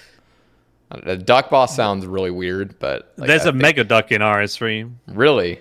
Yeah, so it's not a boss, but it's like an Easter egg. In Falador Park, if you feed the duck a bunch of breadcrumbs really quickly, it turns into a mega duck, which is a giant duck that then chases you, and you have to lure it to Feldip Hills and reunite it with Mrs. Duck, and he swims off, and you have a 1 in 20 chance of the mega duckling's pet. Oh shit! See, that's dope. We got to have that in old school. Yeah, I used to run like mega duck masses every like Sunday, and people would come and get their pets. I think that's how Wazzy got his, didn't you? I did on one account, yeah. Yeah. On my main account, I got that. That's so Because cool. Mega Duckling's pet, even though it's not a boss, is actually required for Insane Final Boss, which is every single boss pet in the game. It's under the boss pet interface, even though it's like not a boss. So you still need it. Interesting. Pretty fun. Oh, you just reminded me about how much I hate the old school pet system. And the like insurance thing, like -1 mil. Yeah, like, it's why weird, is that isn't a it? thing? Yeah. Why? It is dumb. Why are my pets not just there? Why can't I use them out and about? Like I don't get it. Yeah, One thing that I would love to see in old school, actually, coming with pets, is on RS3, if you right-click a pet, you can examine it, and it tells you the KC that the person has at that boss, or the XP the person has at that skill. Ooh, that's cool. Yeah, so it's really I nice. like Like that. you can see a pet, and you can see if they're really spooned, or whether they're like insane and have like stupid amount of kills. So sometimes you'll examine a pet, get really angry because they have 10 KC. Other times you'd examine a pet and they have like 10,000 KC. You're like, wow, that guy's a gamer. I would love that. Yeah, it's so cool. Yeah, that would be. I also wish you could well, there's a lot of things with pets. I wish more pets ran as well. I wish they would really follow you closely. I know some of the I think the DT2 pets have smart pathing, which is kind of cool, but they don't run. So a lot of the time they just get lost behind you when you're running. But My Baba right now is running. I love Bobby. Little. Yeah, I heard about that. I got Yeah, shown really that cool. because I got the TOA pet recently and had the Baba transmog thing. And it's like if you put Baba down, then pick it up, then put it down again, it'll start sprinting. Yeah, it's sick. Really weird, but Love it's it. cool. All right, guys. We're gonna finish off with some shout outs from you guys. So maybe just 3 shout outs from the community. Maybe people in your community or on the old school team or just anybody in the old school community. So I'll start with you, Wazzy, then I'll go to you, Mike. Oh gosh, what you want to shout out specific people that I look up to, or Yeah, just anybody in the community. Maybe people in your Twitch stream or just people that you think deserve a shout out. Let's see. So I definitely wouldn't be anywhere near as good as I am right now without Tipfree Kitty helping and guiding me in Twitch chat. He's like, I don't know if you know him. He made a massive guide. Didn't he like invent 4-to-1 Ulm? Pretty much. Yeah, he's insane. But he's like my sculptor basically. Mr. Miyagi. And he is like 70% of the reason why I'm as like decent as I am right now, which is really cool. And then shout outs to Lake. He's been really nice as well and very helpful. Just an all-around great guy. So I like him as well. And I guess just everybody else in general in Twitch chat that comes to hang out and just makes it a nice time. And yeah, like the old school community is really friendly, which I feel like is a misconception that a lot of people have, is that like, oh, old school community, it's so toxic, but like people are lovely and they're so helpful, and it's great. That's awesome. People are great. Great shout outs. I love Lake too. He's a great guy. Mm-hmm. All right, Mike. I would like to shout out Boaty's Burgers. Keeping me entertained throughout the whole demo modes. It was so much fun to watch them. But in like all honesty though, like I just appreciate the community as a whole. I like Wazzy said, the old school community has been so welcoming. Like not only the like content creators, but also the people in Twitch chats and YouTube and everything. People are just genuinely really nice. And I've just had a great time. I'm not even had like any bad interactions really with anyone. So it's definitely really refreshing, because I would always say like RS3 community has been like the best community I've ever been part of, and it stays true with old school as well. Like the RuneScape community as a whole, both games, just such a cool community to be part of, and I'm glad I can continue to be part of it with old school as well as RS3. Hell yeah. Do you guys plan to come to San Diego for TwitchCon this year? Nah, I don't really do TwitchCons.